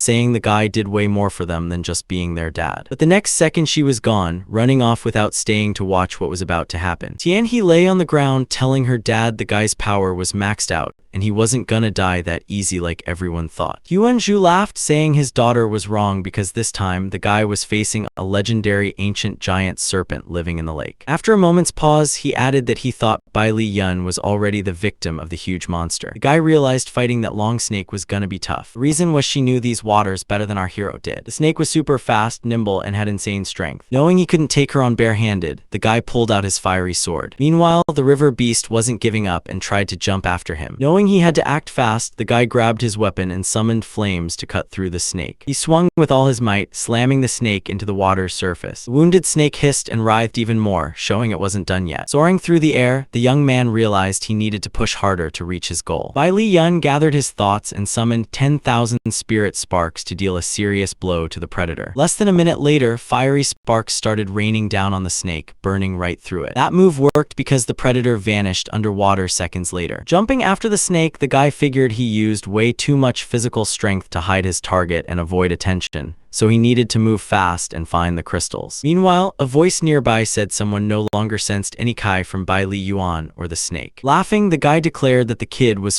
finally dead, so all the treasure was now his for the taking. In the next minute, people broke through a wall to move forward. Bai Li Yun was thinking that somehow the protective cultivation had been lifted. Yuan Zhai watched the scene unfold and clearly looked satisfied with himself and his actions. Bai Li Yun knew the path was clear and that the people easily entered inside. As the boy touched the water, he noted that the cave entrance was always separated by a thick water curtain and strong current. Yuani declared with raised hands and a grin that all the cultivator's treasures now belonged to him alone. But the master's eyes widened in shock as someone's voice from behind corrected him, saying the treasures actually belonged to Bai Li Yun. Our hero, peeking around the corner with his usual sarcasm, told the guy to take his praise as a brilliant plan. As he stepped into the cave, the guy kept scanning not just the treasures, but also the people gathered there. Yuani broke the silence, shouting angrily whether the young guy was still alive. Bai Li Yun smirked, saying he's glad he's still alive thanks to the enemy's chance to kill the monster and get a few drops of its blood. The master screamed in terror, telling the guy to wait and let him cultivate the Immortal Jade's teleportation magic, adding that the young man would still have to die anyway. Less than a minute later, our hero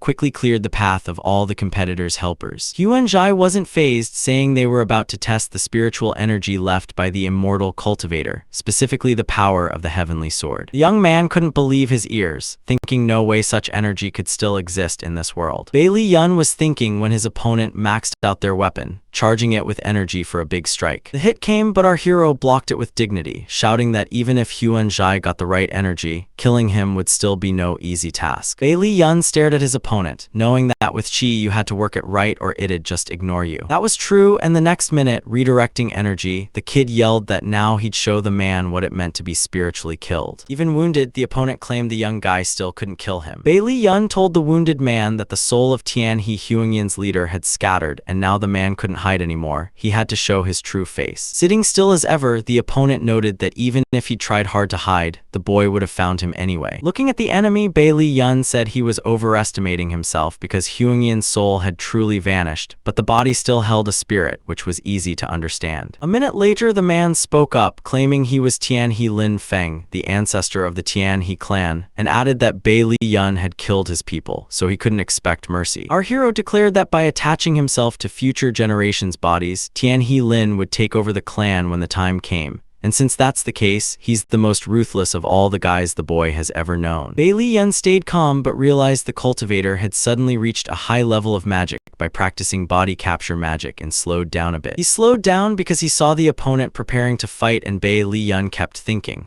noting the old man was probably in the heavenly realm and would be tough to beat. The man attacking Bai Li Yun shouted that if it wasn't for him, he'd have regenerated his flesh and blood, but since that didn't happen, the young guy might not make it out alive. Our hero fought desperately against Tian He Lin, doing everything he could. The opponent grinned and said he'd only made a few sword swings, but the kid was already struggling to stay on his feet. The guy catches his breath and realizes the heavenly sword has divine spiritual power. But if he keeps going that way, he won't be able to defend himself anymore. Bai Li Yun originally planned to use the snake's blood to purify the medicine pills, but now he'll have to use a single drop for himself. Just a minute later, the hero folds his hands and starts feeling some seriously powerful energy. The opponent laughs and asks if it's really the primordial spirit. Before long, Tian He Lin lies on the ground and the guy notes he almost died today, so he needs to be more careful because this world isn't as simple as it seems. The guy's exhausted but keeps moving toward the sword, realizing using the primal spirit hurt him, so he'll need thousands of spiritual stones to recover. The good news is there's not too bad a stash of treasure in the cave, plus over 3,000 crystals here, which is pretty decent. Grabbing the sword, Bai Li Yun declares the spirit trapped in it's destroyed, but the blade itself is huge, and from now on it's called the demonic blade. This weapon embodies the transfer of spirit, the use of all existence, the birth of spiritual knowledge, spiritual illusions, unity with the spiritual sword, contracts, and spiritual bonds. Meanwhile, Tian He walks through the office, noting her dad's been gone with people to the lake for a while now, but hasn't heard a peep from them. A minute later, the servant burst into the room and announced that the head of Heilong, Man Shan, had arrived at their house and wanted to meet the patriarch. Standing outside the door, the man introduced himself as Man Shan and made it clear he had no patience, demanding to speak to the patriarch right away. Pausing for a moment, he added that he hoped this person would hand over Bai Li Yun and Huang Zai as well. Hearing the man outside the door threatening them, the brunette realized she didn't know how to react or act around this guy. Walking into the room, Man Shan immediately started explaining how Bai Li Yun and the girl had illegally broken into the museum to steal artifacts and seriously injured several masters. The guy kept ranting, pointing out these people can't be hidden, and if the patriarch's gonna go ahead and do that, he better not blame anyone because the consequences are gonna be really bad.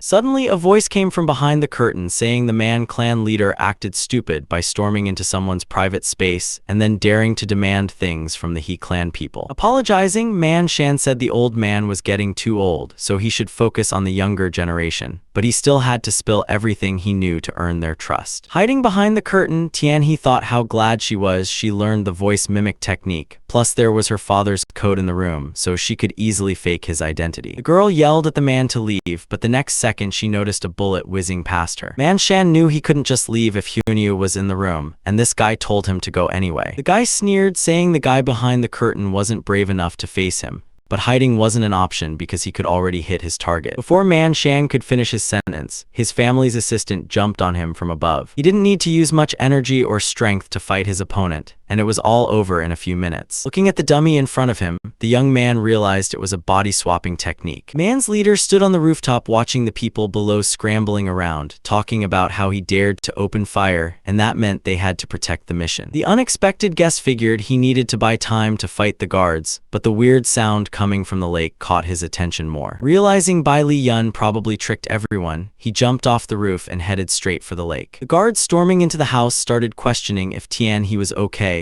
and whether the guy really ran away. The girl stayed calm and confirmed it was true, but the real plan was to gather as many people as possible to stop Man Shangya while a few guys had to go with her. Leader Man noticed a weird feeling about this place as he approached the water, the sensation only growing stronger the closer he got, but there were no living enemies on the shore. Knowing they might be in the lake, the man decided not to waste any time and jumped in right away. Right after that, things went sideways and the guy who was already halfway to the water somehow ended up on the shore, hearing a woman's voice. Looking around, Man Shan found a bunch of familiar faces, along with a young girl standing among them. She spoke to the man in a threatening tone, warning him that if he took even one step forward, he'd have no one to blame but himself for the fact that the weapon had no eyes. The leader wasn't fazed at all. He declared that his clan was just a bunch of useless soldiers, and because of their attempts to stop him, things were getting more interesting, especially what was happening in the lake. After hearing that declaration, Tian He told her people this guy didn't take them seriously, so they should attack him right away. It was clear the leader of Man knew some tricks, since besides shouting loudly to get everyone out of his way, he was also putting up resistance. In the next minute, all the gathered soldiers started scattering in different directions like regular dolls, and even their weapons didn't help. The guy quickly took care of everyone, shouting that no one dared stop him from doing what he planned. The girl glares at her opponent, declaring she won't let the enemy touch her dad or Bai Li Yun, threatening to blow up the cave if he gets too close. The man isn't fazed by her threat, saying they can test who's faster, his gun or the fuse, which hasn't even been lit yet. Things go sideways right then when Man Shan hears a weird noise coming from somewhere nearby. The enemy can't react or say a word because someone just blasts him back with powerful energy. Lying on the ground, the man finally spots our hero, who jumps out of the lake and hovers above the water.